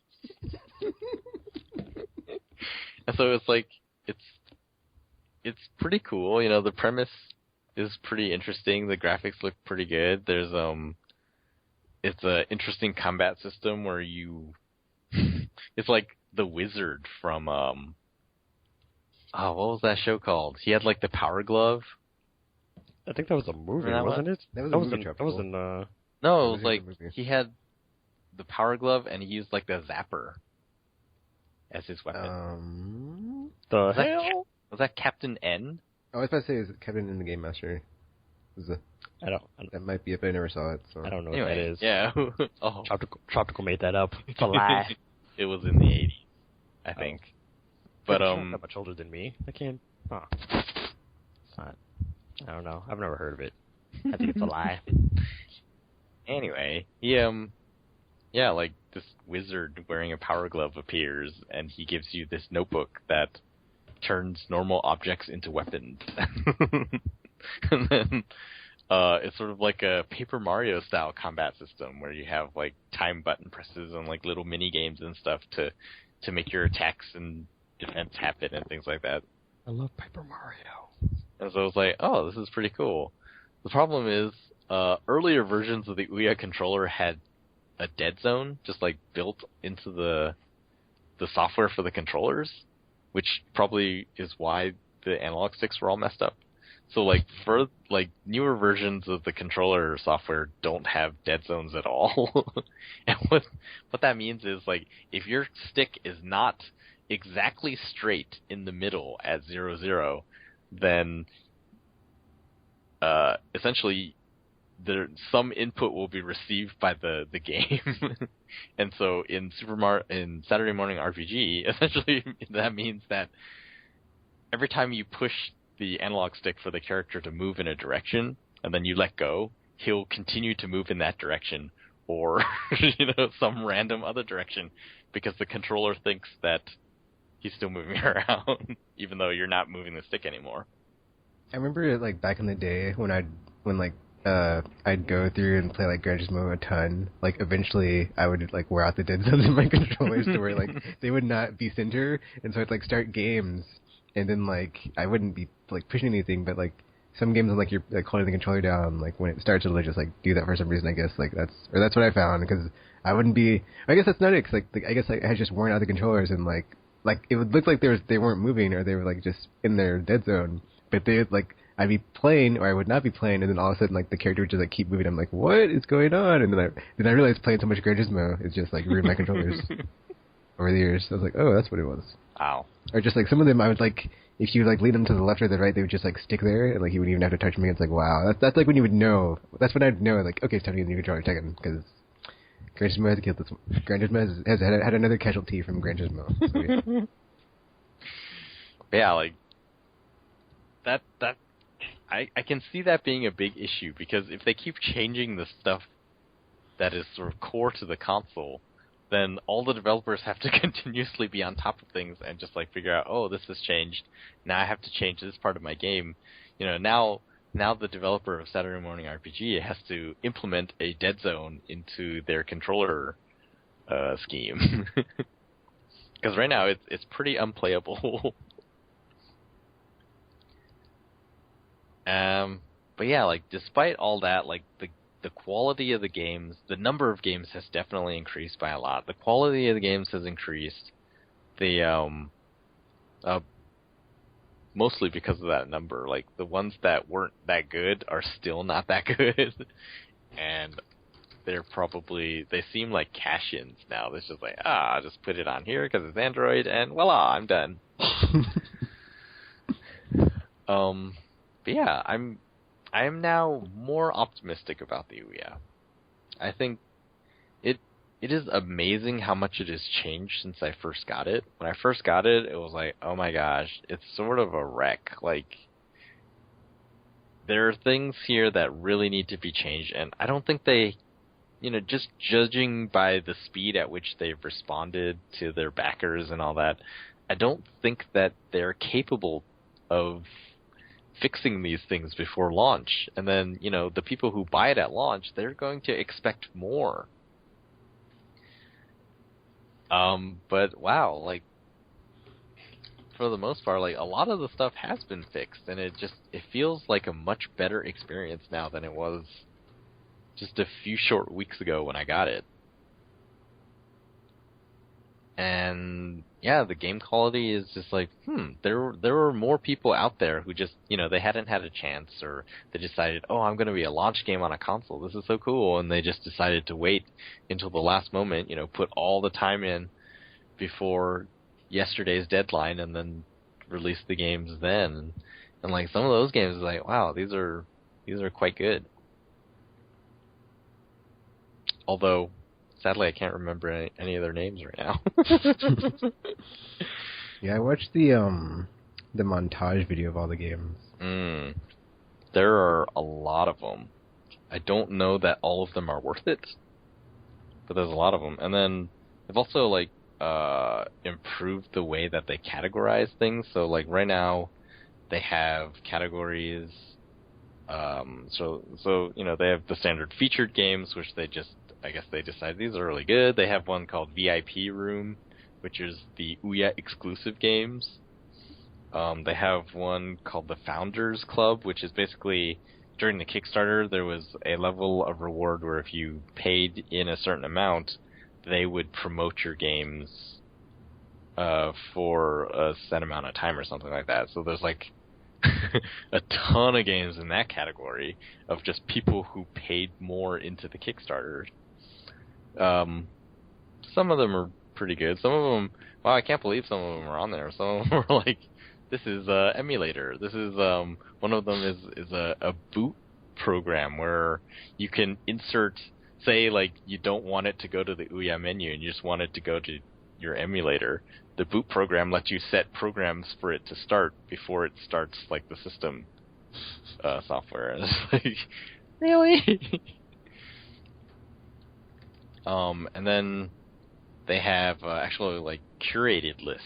So like the developer of Towerfall was apparently invited to pick some Ouya games that he thinks are really good.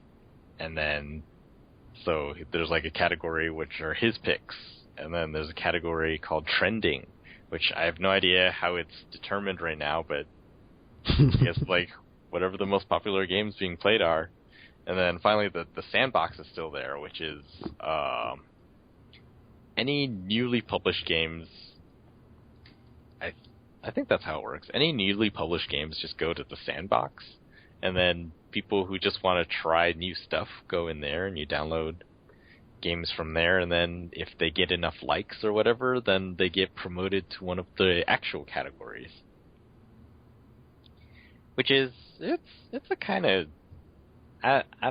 we'll see how that system plays out. Because, man, just like over the course of 2 days, suddenly there's a ton of games in the Sandbox. Which brings me to one of the big benefits of the Ouya is like, yeah, like without buying any games, there's a ton of stuff for you to play. And they might just be demo versions of games, but so far, I mean, well, I guess the thing is, like, a lot of Ouya games are sort of, this is sort of a problem and a strength. Like, it's a strength in the sense that you feel like you got a complete game for free without having to spend any money, even though it's just the demo version, because it's these sort of small games based on one mechanic that sort of grows in complexity as the game progresses. So, it's good that you feel like you have these complete games because you get to see the mechanic, but then on the other hand, that's really sort of the signature of mobile games. It's that they're simple, they're sort of based around one mechanic, and you can sort of play them endlessly because, you just want it to waste time with, or to kill time with. And then so it just feels like, well, I'm sitting in front of my giant TV playing a game to kill time with. Like, why am I putting so much effort into killing time when I have my TV? I can just watch TV. Or play one of my good games on another console.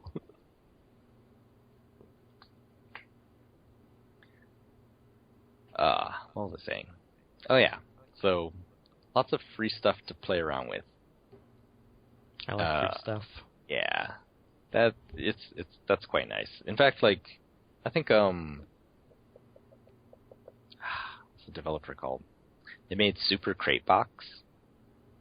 Don't know. Anyway, that game is free right now on Ouya. It's like they decided to reward the early backers with a free version of their game that everyone thinks is super good.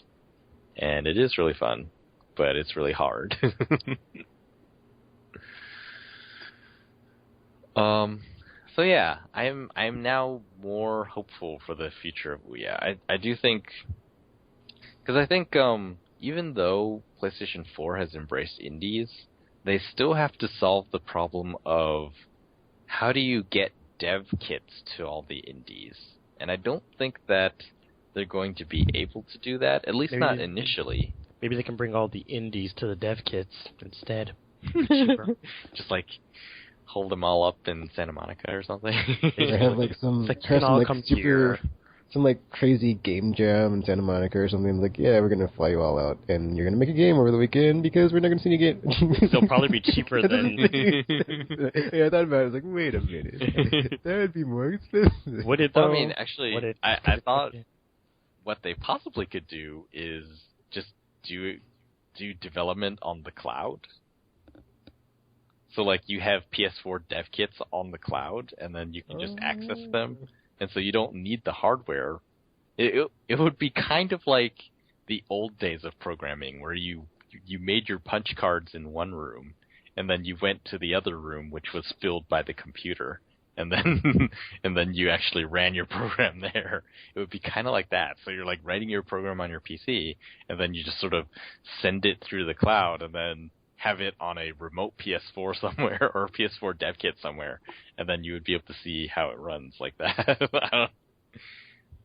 Maybe, who knows? But I think there is still a place for Ouya, even if the major consoles embrace indie, because it's just so the barrier to entry is so low. Yeah, it's $99. Yeah, it's $100. And then you just have to acquire some know-how. And like as the tools mature, it's going to get easier. Because right now, man, this has been such a hassle trying to get something to work on Ouya. Because I've been on the forums, and the forums don't seem to be very, very active or helpful at Ouya dev, and it's just like, oh great. And then so like Unity is this really powerful and in quotes simple to use game creation software, which in theory can export to Ouya. But you need certain parts. You need things like the Ouya controller interface. You need to be able to tell your games that, okay, when this Ouya controller button is pressed, then you do this, and things like that. And It's driving me crazy. It's like, I got the Unity part, and I got the Ouya, I just can't get them together. And no one is helping me. It's like, yeah, I have this question, and 2 days is like, no response. I'm like, okay. Maybe they don't know. Maybe they don't know. Okay, I have a question, Tropical. So isn't the Ouya, aren't all the games digital, right? They are. So don't you think that's kind of weird how there's like that whole stigma on like the console side as it is like outside of Ouya about like people like RPG, they're like, oh, I don't want to play Ouya games, or not Ouya, but I don't want to play digital games, I like my physical copies, where like, yeah. I never said I Ouya didn't want to play digital, I just said I would prefer to have physical. I'm just an RPG, I'm just saying, No, you're not What saying you it correctly, so don't be all... Oh, what did you say? Twisting my words. Let me get it right this time. I'm just saying, I would prefer a physical copy. Didn't say I wouldn't buy digital if it's only digital. Oh, well, anyway, people that prefer physical copies to digital copies, and then you have the whole stink with the Xbox One of like, oh, but I want to play my physical copies, and all this other weird stuff. Do you think that could be a detriment to the Ouya's success at all?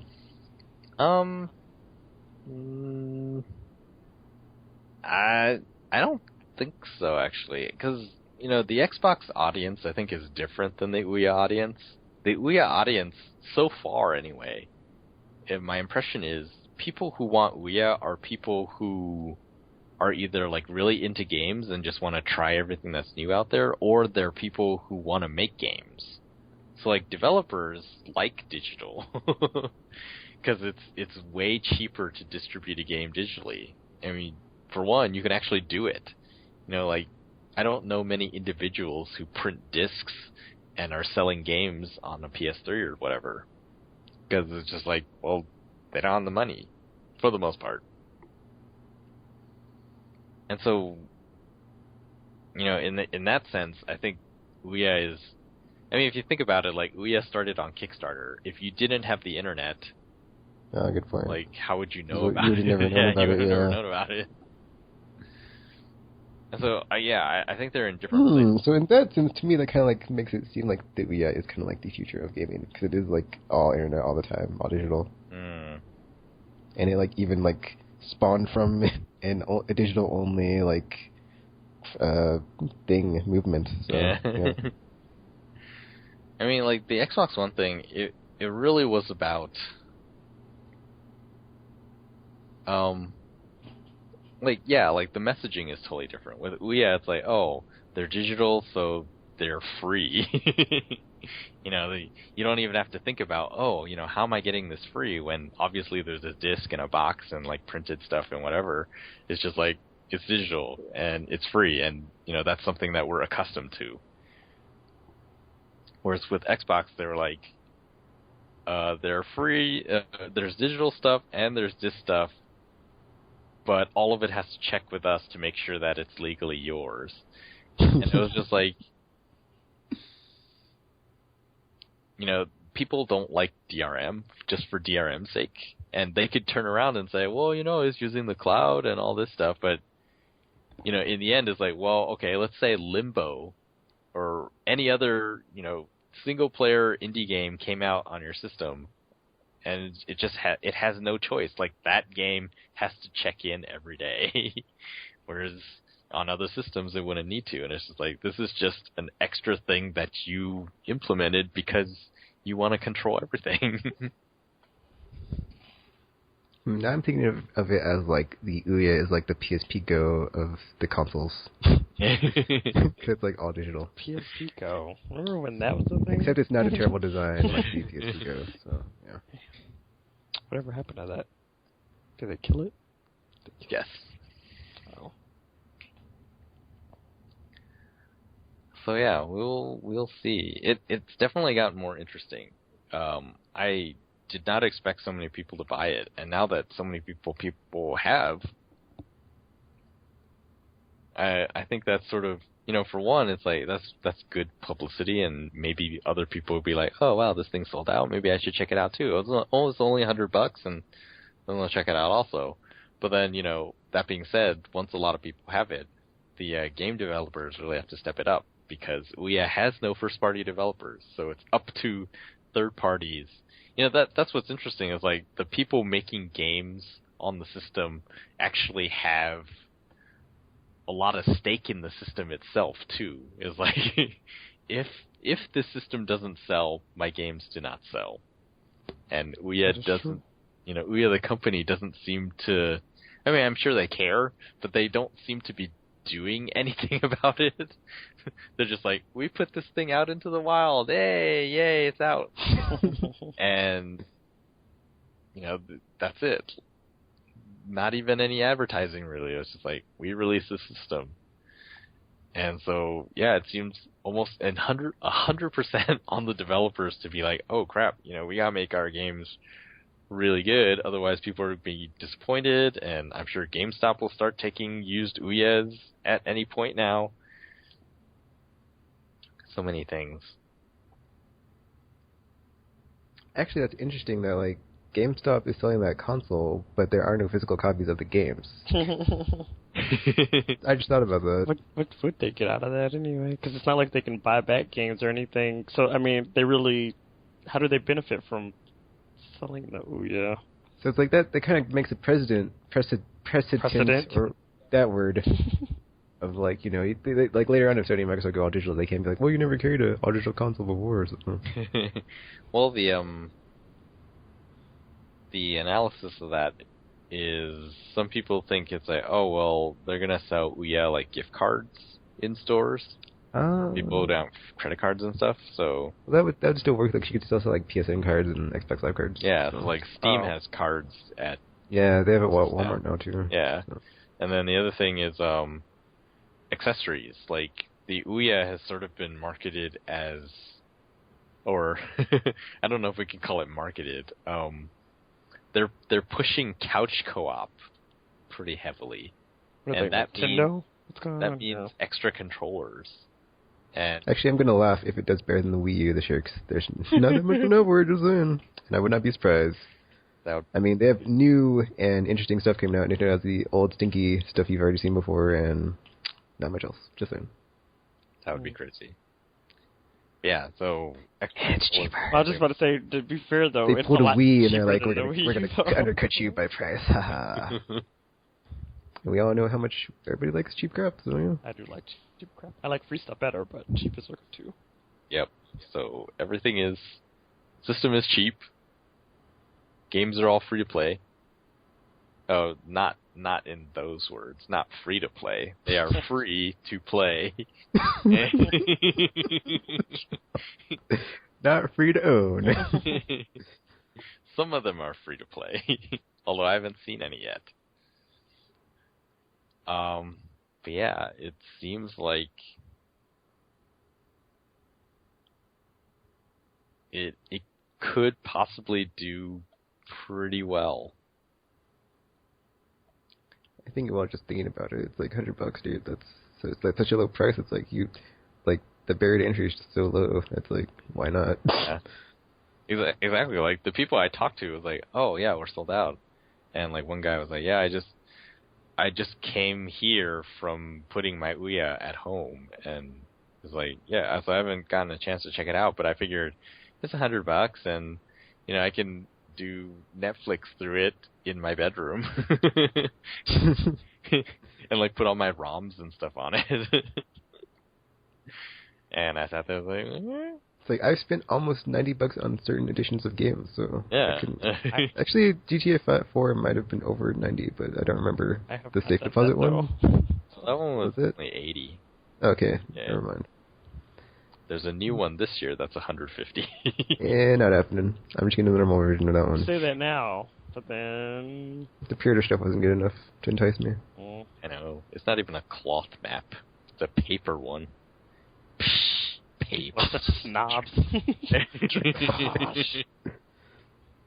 I like when they used to give out maps and stuff back in the old days with manuals and stuff. Those are nice. The big fold-out stuff. Well, RPG, when everything's digital, you can just print out your own on your printer. But it's not the same, because like Tropical said, it's a paper one. It's not a cool cloth one. Or one of those nice laminated, materialed ones or something. I was just thinking of like the future of GameStop of just like it's just filled with like gift cards and like no games. That's just what I say because if we do eventually go all digital, it's not like they'd be able to sell used games. Or they only sell vintage stuff, and it's like, so would you like this game from 20 years ago that can only be ran on hardware that's not doesn't exist anymore? Downloaded from the internet? Because they stopped selling consoles after a while. Once they go, because I mean they don't even sell like Xboxes and stuff anymore. It's like eventually. I'm just saying, RPG, they already hoarded like everything, so maybe they'll just like take it out of all their warehouses and be like, well, I guess this is our last hurrah of their physical stuff. And vintage store time or something. Maybe GameStop's just gonna die. And, they might have had it coming. Yeah, I don't know how GameStop survives, really. I feel like, I think physical discs will survive for quite some time still. Well, yeah, we're not going to go all like tomorrow, but... Yeah, I think GameStop is going to slowly decline, unless they figure something out. And, the problem with GameStop that I've always had is that it doesn't add any value anymore. They're basically a pawn shop. Kind of true. And so it's just like, what happened? It used to be... So the comic book model, like comic book stores are run by people who really like comics and you go in there and you discover new comics and stuff like that. It's like the people sell comics by telling you what's good and stuff like that. And whereas GameStop, for the most part, that's not their official function really. All the training revolves around selling pre-orders and selling used games and selling trade and getting these things. It's just like no one is selling new games like anywhere. Like no store concentrates on selling new games. They just figure new games will sell themselves, and then we'll just sell people on the stuff that actually makes us lots of money. And it's like they get out of pre-orders though. Your money, for one. Well, they get negotiating power. Oh, guess that makes sense. But I mean, the money part, though, they're going to get that if you buy from them anyway. So that's but money now is worth more than money tomorrow, and so they have your money now. Guess. I don't know. I mostly just used to go to I used to go to EB Games before the whole merger thing, but I mainly just go to GameStop now because of convenience, and it's not even like it's starting to lose that now, so it's like I can buy stuff on Amazon now, and it's like, okay, this is fine. I don't like having to wait like a couple of days for shipping or anything, but it's like, RPG, you can always go digital like me, and then you have it hit that. Ew. And then when PS4 gets here, you can start playing that thing. Ew. As it downloads to the background.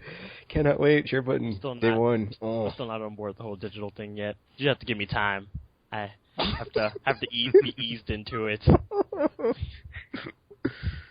Oh, man. Yep. One day, though, guys, one day. I'll be all like, yeah, digital. But until they stop giving me nice pre-order bonuses like art books and stuff, then I'll be on board. Yeah, if you can't tell, we have moved off Ouya. The last word is I am slightly hopeful for the future. And, for $100, it might be worth getting it. Like, I think I would almost recommend getting it just to check it out. Because I do think it's going to get better, which is surprising to me even. I thought it was like, no, this is impossible. It's pretty much dead in the water, and, come PS4 with all their indie support is like, well, it's just going to be gone. But the truth is, like, there's going to be indies still on Ouya because it's just easier to get on Ouya. And so if you're really interested in indies, and indies do occasionally come up with really amazing stuff, Ouya might be the place to stay. But do you know if they're regulated by the ESRB or ESH optical? Nope. They're not? Nope. So they could have, like, AO games on there? That would be crazy. Oh, boy. No, like, Ouya has their own sort of system. Oh, never mind. I was just thinking, I don't think it'd just be that easy. It wouldn't be that easy. Well, the thing with the ESRB is that they are voluntary. You don't actually have to go there. So any digital games could be AO if they wanted. You become the the naughty box. Oh boy, I can only imagine. I don't know, but $100 though. So, dating simulators from Japan. We've got them now. Yeah. Now with high def tentacles.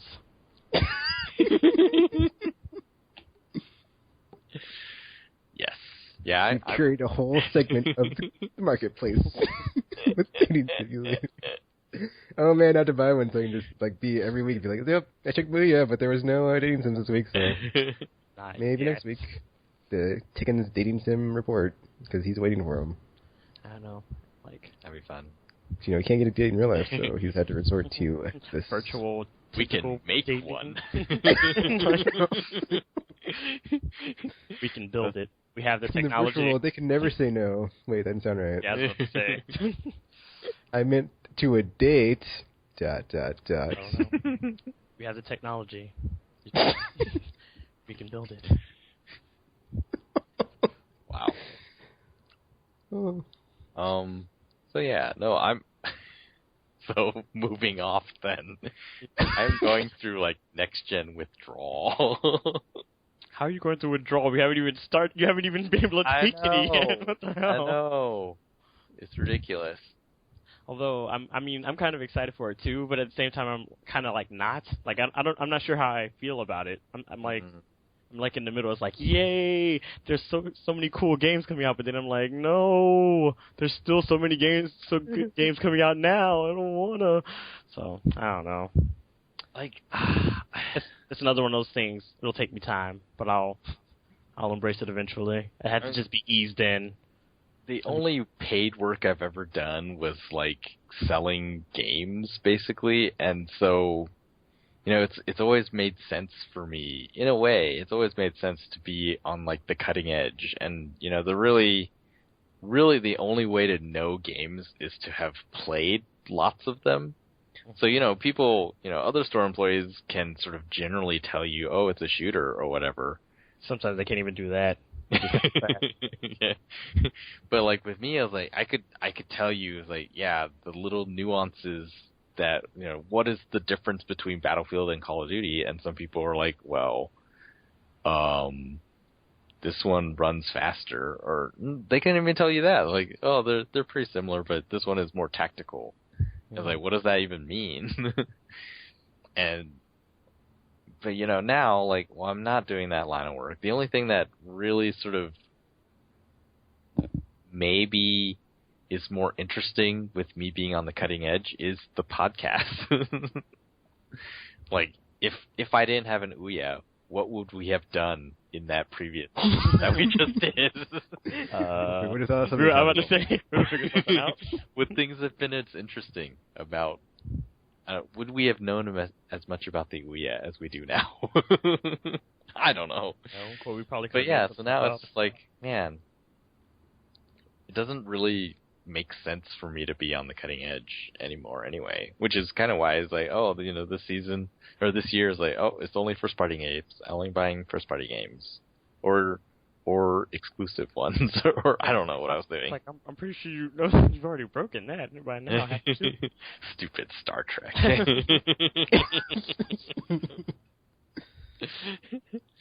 Well, no, there were a few exceptions, but anyway. So yeah, it's just like with next gen, just super looking forward to it, and just like, yeah, the withdrawal I think more has to do with news. It just we had so much of it, and then suddenly there's not that much of it. I mean, and yeah, you know, there's been like policy stuff, the Xbox One doing the 180, so now it's the Xbox 180. And now we can start using that phrase to describe people who go back on something that they were really adamant about. And then, whoops. Wow, so now we have two. We have Xboned and Xbox 180. Cool. For them. Yeah, it's been very good. And then, what was the thing today? It was like, oh, the Xbox One doesn't come with a headset because it has Kinect. I mean, that's not I mean, that's not that big of an issue because it's like it's a headset. I mean, I can count on one hand with fingers missing how often I use that headset that came with the 360. So it's like when they said that, I was kind of like, that's okay. And I mean, the PS4 doesn't come with a headset, so Yeah, Actually, it does. does it really? Yeah. Oh, embarrassing. Well, Microsoft, way to go. I was all trying to defend you, and then you went and did that. Honestly, well I tried. It's just really funny because like a lot of people said, the reason no one discusses strategy on the PS3 is because it didn't come with a headset, and has never come with a headset, and still doesn't come with a headset. It does not. Whereas they claim that the reason it's been better on 360 is because everyone has a headset. And, that's sort of debatable, but I guess potentially, yeah, everyone could discuss strategy because everyone has a headset. Although, even in those situations, it could become chaotic if everyone's trying to discuss strategy all at once. Because I've been in games before where it's like, you either have, like, there'll be people with no mics, and then there'll be when everybody has mics, and it's just like, and it's just like, what's going on right now? What's happening? Hello? Yes, we can hear you. Or somebody will be playing like they're loud. Actually, Chapter Cool, I had that happen to me on Steam today. I was playing Borderlands 2, I joined someone's game, and they're like, they said something, and I typed in the chat, hi, and then, I was like, so he said something like greeting, and I was like, hi, and then like he said, can you hear me? And I was like, typing yes, so, yeah. See, cause like, I still have the stranger danger thing, I don't talk to people, so it's like, outside my friends. At least somebody's so like, parent was... Even on Steam, it's weird, like, on Steam you'd think, I'd be... PC gamers, you might be able to trust them more than console gamers, but I think across the board, dude, I'm just so paranoid about it now. It's like, I don't trust anybody. I have no concept for stranger danger, by the way, so I'm going to get kidnapped one day. Well, I think the thing that Microsoft is forgetting is that, yes, Kinect is a microphone, but it's not an earbud. So, like, my experience with, like, chat coming out of my TV has always been bad. Well, either you can't hear it at all, so it's totally worthless, or it's just, like, people playing music, or, like, yelling obscenities, and it's just, like... It's always been, like, yeah, 'cause it's either that or it's, like, it's always been, like, covered by, like, the in-game sounds or something. Yeah, that too. It'll be, like, echoing through their heads, or their headset or whatever. It's like, This is just not a good idea at all. Well, yeah, like, that part is very bad. It's just such a weird reversal that's happening. The other thing today that came out was, apparently Sony originally had planned to bundle the camera, but then decided not to in order to have a lower price. And... Wait, would the PSI really cost $100? See, I saw that, and then I was like, please tell me something I did not already know. I was like, thanks, IGN, for absolutely nothing, and wasting my time. My thing is, though, like, does it really, like, save them that much, though? Because, I mean, the PSI has never been, or the iToy have never been, like, that expensive, so... Yeah, like, well, apparently, like, what IGN was reporting was that with the camera, the system would have cost $499. What the hell kind of camera were they bundling with the console? And then, like, the other thing was like, oh, well, people say so they won't be able to, support the camera games or whatever. Well, to be fair. Because not everybody has them. It's like, dude, STFU, like, there's not yet been a game that uses a camera that I just have to have, and I'm glad it's $3.99. Please get off my, or how much is it? $2.99, whatever. $3.99. I was like, $3.99. Please shove it off my YouTube, and I clicked the button. I was like, F you. Or have they supported them that well in the past? Yeah, I mean that's been the big thing. Like a lot of people are, the Xbox Immortals are defending Xbox One's Kinect because they're saying, see, now developers are ensured that everyone has a Kinect, so they won't be afraid to implement Kinect into their games, and then. Or they'll still not care and just be like, yeah. So. And then, like with the PlayStation camera, like the people are saying that, oh, because now that it's not included, now the camera is just going to die in obscurity because no one's going to support it because it's not included with every system. It's just, this line of reasoning just seems so wrong to me, and I don't know if they're aware of it. I mean, like. I go back to Guitar Hero and Rock Band. It's just like, we know that the attach rate of plastic guitars to Guitar Hero is at least 1-to-1, because every person who played Guitar Hero had a plastic guitar. And, like, the best attach rate for a game, I think, is like Gran Turismo. Like 1 in every 8 PS3 owners has Gran Turismo, which is, it's really high, I guess, in terms of attach rate, but in terms of like sort of reality, like that's a very small percentage of people, of all PlayStation 3 owners, have this one game. So if that's a high attach rate, like what is the benefit of having everyone have a Kinect when chances are not even 10% of those people will have that one game that is an awesome Kinect game? You're assuming that said game would exist, right? Exactly. Well, yeah, like That's what we're going assuming that game exists, like on. you still have this situation where it's like 90% of people who have a Kinect don't have this game, and only 10% are have the game, and they're like thinking, oh my god, this is the most awesome thing ever. But 90% of those people bought this system and were forced to have this camera, but they're never going to use it. Well, Yeah, I'm just like, until that unknown, unnamed killer app Kinect game comes out, and it never will, because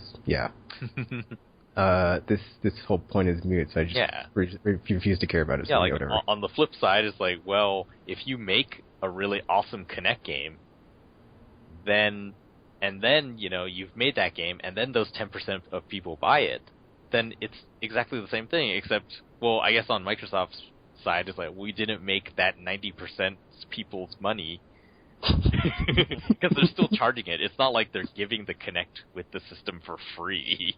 I mean, if it was, that would be a different story. We were able to recoup some of the cost. So, like, yeah, with the PlayStation camera part, it's like, well, yeah, like, I don't think it is doomed to obscurity in the way that people think it is. I think it really is sort of like, someone now has to make the game that makes that camera something that people want. Instead of the flip, where it's like, everyone has the camera, what is the awesome game we're going to make? I agree. There's also the whole point that you could bring up of, like, they could have a SKU later on down the line that is, like, with that game, the camera, and the console. So it's like, you can have that later on down the line if there's a game that is so good that it needs to be promoted with the camera. Yeah, like Guitar Hero. Like, Guitar Hero came with the controller. It's like, why? I mean, it did work with the controller, like the DualShock or the Xbox controller. It was just like, yeah, it's not the same. So eventually, I don't see why people don't see that. Like, you could even have just bundle the game with the camera. It doesn't even have to have the system. Everyone has a system already. Just bundle the camera with the game. That's what they do with, like, the IM judgment and stuff. So we discussed this before. Tropical, like, the fanboys, they don't have as much fun because they gotta not like fun. And they're like, you know what? I'm gonna ruin everybody's fun. And what you like is terrible. Blah, blah, blah, blah, blah, fanboy. Blah, blah, blah. Oh my. Fanboys sound like real monsters. Like, holy crap. Yeah, so I've been scouring the net for new next-gen news. There isn't really that much. There was those two things. There was just like stuff. There's just like nothing good seems to be coming out of Xbox right now. It's just like everything is bad news. Oh, it doesn't come with this, and I thought that was like the other hilarious thing about their like 180 was that, like, from here until launch, there's probably not going to be very much that is going to be like anything that can be said that's going to be better than this announcement. It's like, what other cards do they have to show between now and launch? It's like, oh man, that makes me so pumped for Xbox One. It's like, nah, what are they going to show at Gamescom or TGS? Where it's like, if they're even at TGS, by the way. That's gonna be like, oh man, I'm changed my mind on the Xbox One. Yeah, I don't see that happening to me. So I'm like, well, they probably won't be there though. So that won't be. I was sitting around today thinking, it's like, wow, I guess I'm glad that the DRM thing is gone, because now it feels like potentially I could buy an Xbox One sometime in the future, even though I think the TV part is really gonna just drive up costs and really be worthless to most people. Especially moving forward, as time moves on, it will become more and more worthless. And then, then I started thinking about games, and it's just like, what would I play? Like, I read an article today. Someone was saying, yeah, Xbox One, I'm getting that one first because I think it has more potential and is more interesting. And it just it just brings back that thing about, online only and 24-hour checks was the future. Like, that was progress, and now we just have Xbox 360 2.0. It's just the same thing with better-looking games. So I was like, are you... never mind, proof is in the pudding, and 10 years down the line, we will get to eat that pudding, and you will see how stupid you were. You and this old pudding. I'm not sure... Not sure I would ever eat at your house now. Well, it's like thinking about games like Rise. If Rise is just the repurposed Kinect game, what is that game going to be like? Is it basically going to be Call of Duty except with swords? Oh man, Tropical, that narrative with the Caesar-era combat storyline that's just so deep and cohesive. Cannot wait, day one. I'm assuming he's being It's just sarcastic. I'm not sure, because like God of War, they use platforming and like puzzles to break up the combat, whereas Rise, it can't be all combat, right?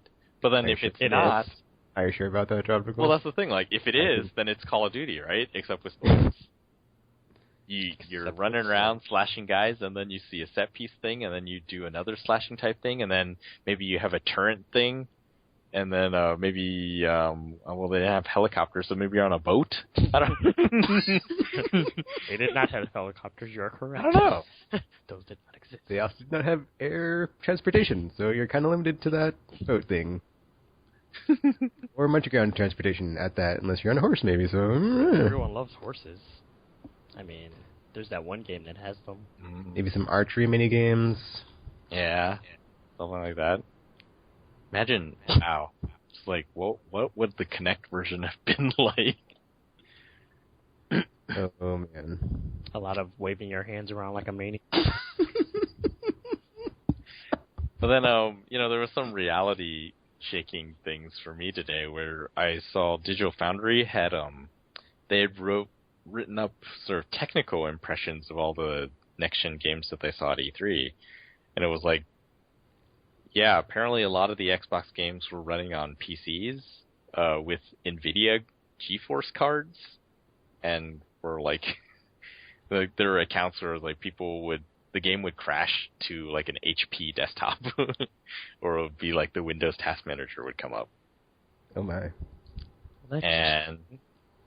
And so like they were disappointed by that, but they found like the games that were running on Xbox One were running really well. So like Forza 5 was 1080p 60 frames, and Killer Instinct was that also. Rise was on a real one, 1080 but only 30 frames. And so they're like, okay, this is disappointing that most of them aren't on real hardware, but yeah, whatever. Like the ones that are, they seem to be running really well. And I guess like Digital Foundry has this dream of all next-gen games will be 1080p and 60 frames. And they were disappointed to find that it doesn't seem like that's going to be it. It looks like 1080p will be the standard, but 30 frames seems to be what a lot of the games are targeting right now. Is it hard to get like 60 frames or something? That's going Yeah, on, or? It's pretty rough. It means you have very little time to do all the calculations of the game. Because you have to do all of them per every frame. And so, if you have double the frame rate, that means you have half the time to do all those calculations. Oh. And so you can do things like Call of Duty, where, they're all about the 60 frames, so their visuals and stuff can't be quite as crazy or as extravagant with their visuals, because if they do that, then, they possibly have to sacrifice that frame rate, which they're not going to do. So like when they looked at PS4 games, a lot of them were running on real PS4 hardware. In fact, all of them were running on real PS4 hardware. But it was like frame rates were sort of inconsistent. And yeah, that was like hit with reality. Is like, oh yeah, it's hard making games. Because thinking about the system specs and how much better they are than the current generation, it just seemed like, oh, a piece of cake. It should be really easy. But then actually, yeah, they're pushing the hardware even at the get-go. Actually, see, that's a point on another podcast I was listening to that they made about like why all Nintendo's games are next year, because they couldn't make them this year because they're finding out it's probably so hard to make HD visuals, like HD fidelity. Since they just like, started it. Yeah, since they're like not used to like making those games with like that caliber, so it's like they're probably behind schedule on like so much stuff, which is why it's all next year. Yeah, they're see, like, that's this is what a lot harder than we thought. With this next gen, because it seemed like everyone wants to work in these resolutions and stuff. They just couldn't because the hardware wasn't good enough. Like the current gen hardware wasn't good enough, but clearly PCs were there that they could have done it on, but for whatever reason they didn't. And so in my mind it felt like, oh, it should be really easy to achieve these things on the next gen hardware. But then seeing the accounts from Digital Foundry is like, well, I guess I forgot to take into account the fact that they also want to push the new hardware, so they're doing a lot more stuff. And so they were talking about like Killzone has a lot of different effects and stuff happening, which means tons of calculations have to happen in every frame. So that apparently they're targeting 30 frames, because at 60 frames they just wouldn't be able to do that much, or at least they don't know how yet.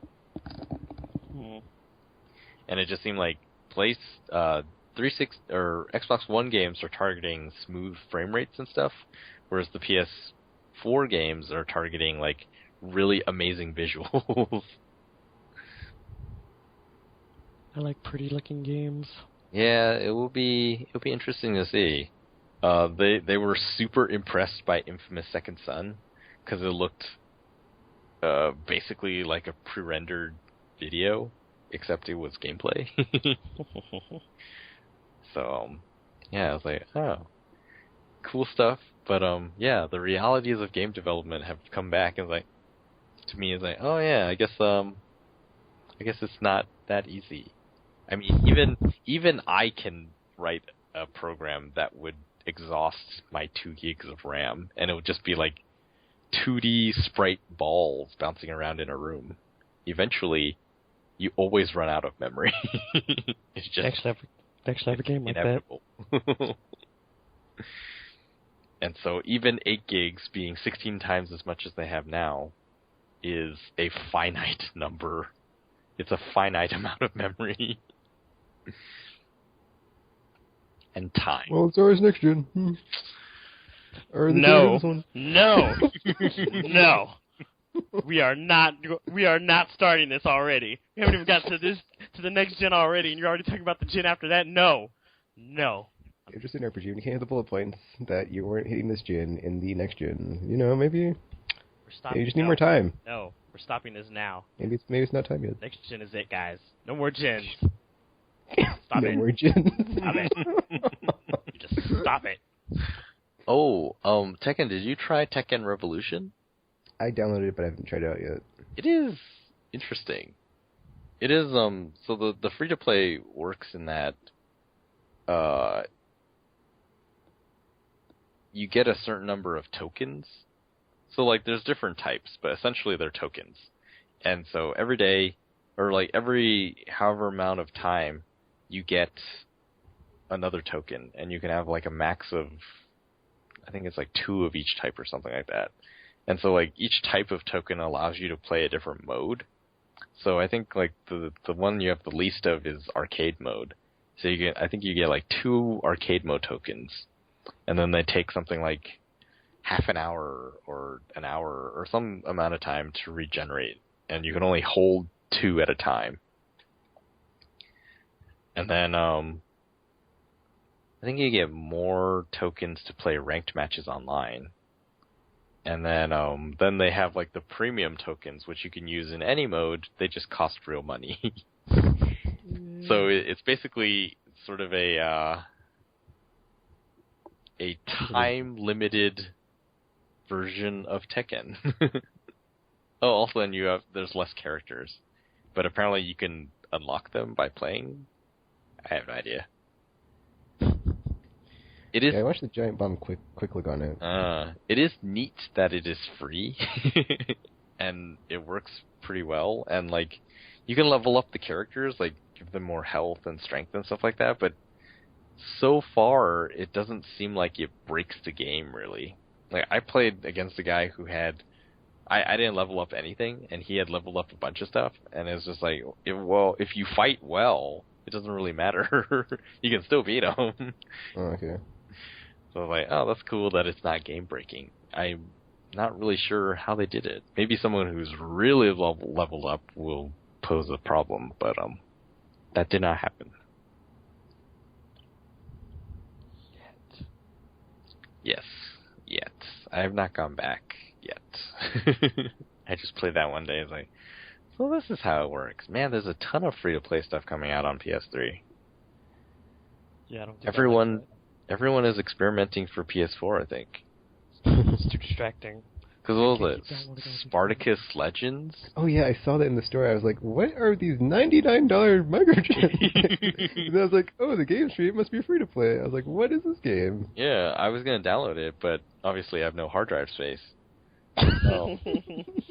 But I'm curious. It's just like DC Universe Online, started not as a free-to-play game, and then it became free-to-play. So it's just like, it's built as a not free-to-play game, so there's like a lot of stuff to do, and you never feel like you really have to spend money. But you can. But like these designed to be free-to-play at the beginning, it's like it's interesting. I think they have to strike the balance between how much does it feel like it wants you to spend money? I mean, clearly they all want you to, but how much are they pressing the issue? And I think that's the balance that they need to find. And so far, like Tekken Revolution seemed okay. It's like I don't think most people tend to play Tekken hours and hours on end. They just sort of play a little while, a few hours, and then they do it the next day. Oh yeah, that's the part that sucks with Tekken Revolution. There is no, you can't play on the same console one-on-one. Oh, that's weird. Which is, yeah, it's weird, but I guess it makes sense. So it's kind of like a arcade version. Yeah, it's like the arcade machine that you can only play online. That's interesting.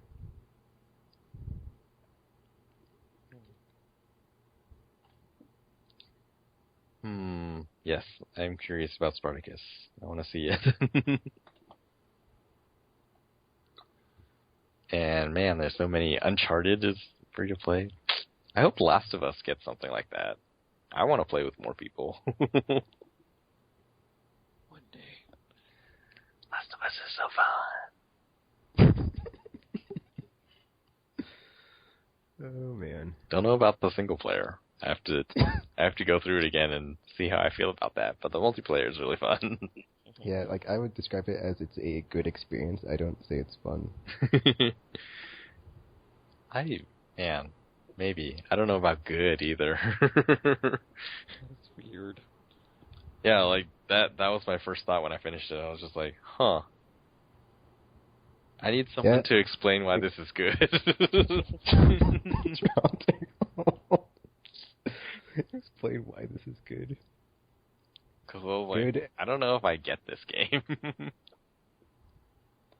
that just because your time was so whatchamacallited while you played? Maybe. I mean, yeah, that's why I have to go try it again and see how it was.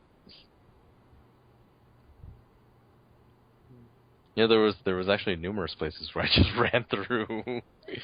I was like, I guess if I had stopped and stealthed around, I could have found stuff, but if it's about survival and running works, then yeah. That's what I did. Fair enough. Trying to find the video where oh, never mind. I had a comment because I got a comment and someone asked that. Yeah, it was Buff and he was all like, "How good is the game, Tekken?" And I said, "It's a really great experience. Don't know how the multiplayer is though." So good. Yeah, multiplayer is really fun.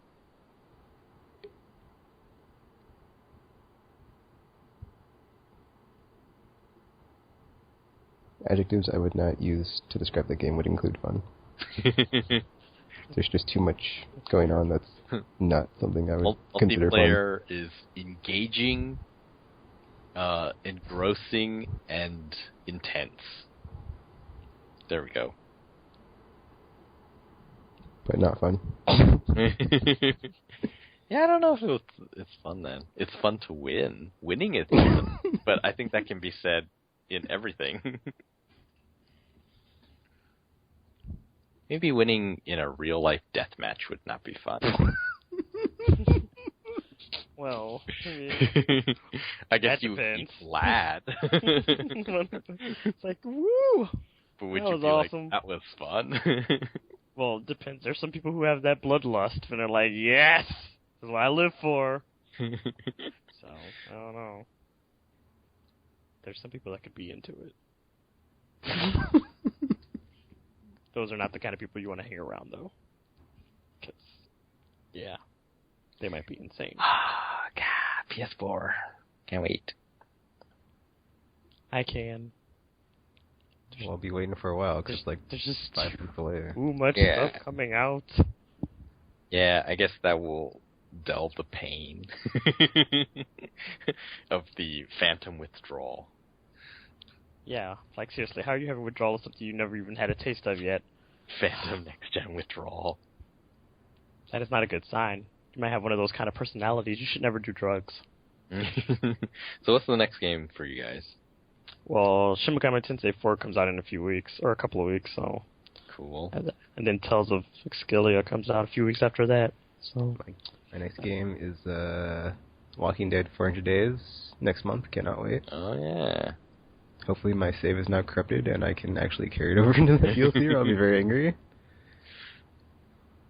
Since it didn't carry over all my stuff, like Gamer said in the epilogue, he's like, all your stuff's missing, Ticket. I'm like, what? So, Wow. whoops. And I couldn't rewind anything because it freezes every time I want to rewind and replay a chapter just to experiment on it. But it crashes every time. So thanks, Telltale. Thanks. Play through the PS3 version now. I know that's one's like Plan B. Just fine. And it's digital and not the janky on disc version, so it should be fine. Yeah, seriously, what the hell? What the hell? Yeah.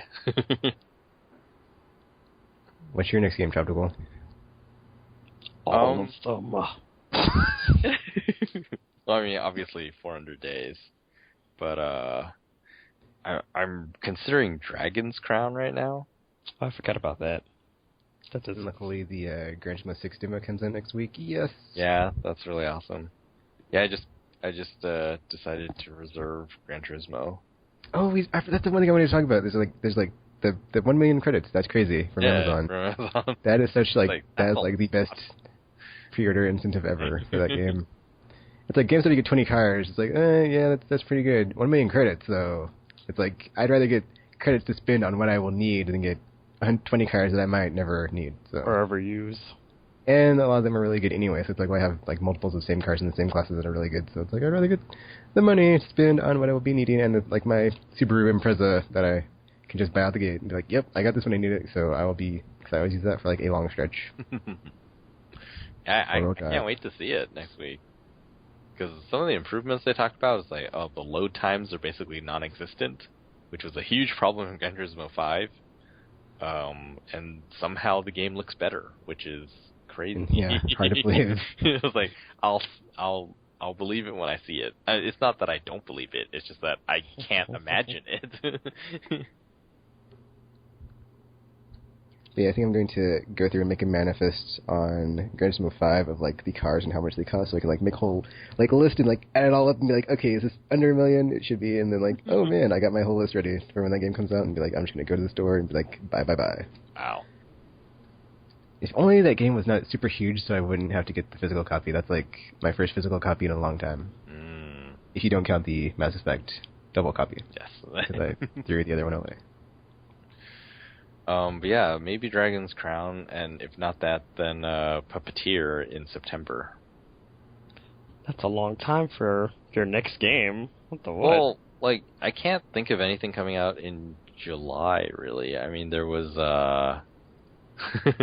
for a brief while, I considered the Metal Gear Legacy collection, but I was just like, well, that doesn't really make sense. I have all of them. Yeah, I was like that too. It was like, I mean, there's an art book, but basically it would be a $50 art book. Is that worth it? I don't know. That's the only thing that made me like consider Kingdom Hearts 1.5 at one point because they were giving away the art book, but I was like, yeah, I literally own every Kingdom Hearts game in existence. Yeah, so like it's like, what would be the point of this? Well, I guess it's different for me because I don't have like the ones that are the remade mobile ones, so it's just like, or not mobile, handheld ones. So Kingdom Hearts, I don't know that I would play through it in the time that I have left this year. Especially not because it comes out so late anyway. You'd probably be like geared up for the PS4 by the time that gets released anyway. So and the thing is, like, the art book with that is like, well, what art is worth it in Kingdom Hearts? I mean, all of I it. think we've seen all of it though. Like, I think the game is. Yeah, I'm conflicted about that art book. I'm not sure yet. Well, I'm not buying it, so it's not a matter of doesn't matter. I mean, I was boycotting them anyway, so that kind of helped matters too. But it's like, I don't know. But yeah, I think the next confirmed one for me is probably Puppeteer in September. I want to get Puppeteer too. The game looks awesome. And then it's the Deluge. So who knows what will end up at my house in October and November. So much Vita stuff. It's like, man, Batman is not first party, but I like Batman. Oh. I don't even like start talking about the fall stuff because it's just like crazy. Because like Gran Turismo, Batman, Grand Theft Auto, new consoles, just why? You know, that might be a good topic for next week, actually. The floodgates. The flood, like, yeah. Just that was bad. The falls previously. This one, it's everything on top of a console launch. Yep.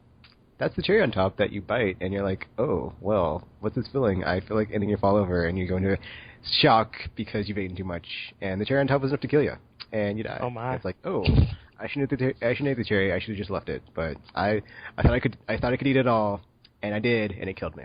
Because it was too much. But cherries are That's so good for you. It's like, that's the lesson from that. Don't eat the cherry.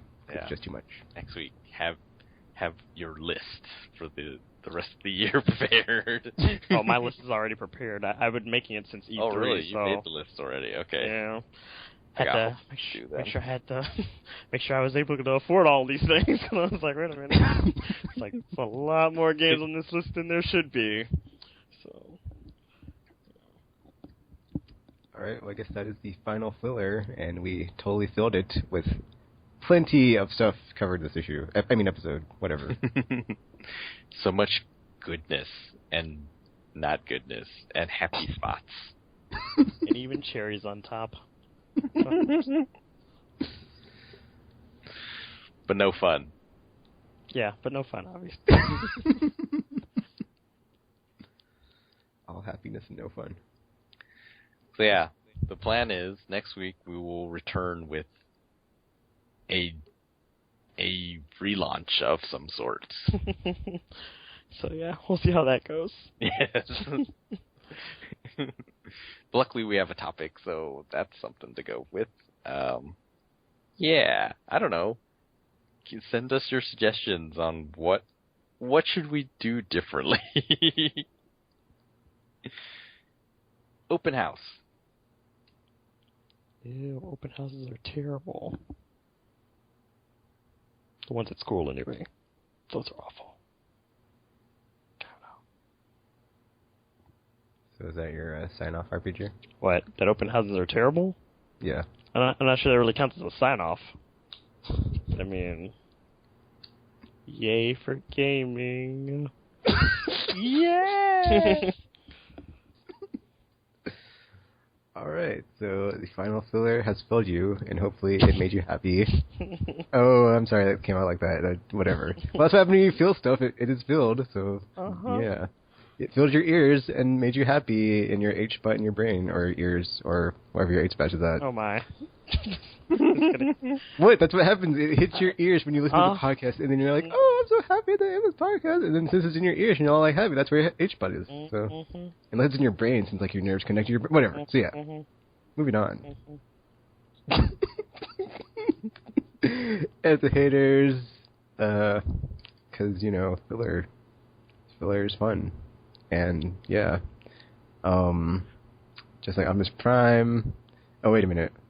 You can fight like a Krogan, run like a leopard, but you never be better than Commander Shepard. Let's have a bigger gun. Gun, it's not the size that matters, but it's how you use it. Well, I think my rocket launcher would beg to differ. And You're if holding I'm a pistol. if I'm a biotic, then like I can just. That's not a gun. Exactly. So a gun's like irrelevant in Mass Effect. You can just biotic that, Well, and play as an adept anyway, so. Whatchamacallit's that? I forgot the word, but yeah. Although they kind of nerfed them in the later ones. So yeah, just like Optimus Prime, I may be black on the outside. Seriously. He's red and blue on the outside. I don't think you've ever seen Optimus Prime. Yeah, I'm sorry to say. Or an Autobot on the outside, but wait, His voice whatever. is not black either. So until this next thing that we're about to launch off and do on Reboot, we're going to transform and roll out until then. So check us out wherever until you see or hear from us again. Facebook, YouTube, whatever and stuff. And until then, we're going to be signing off. Just another quiet day.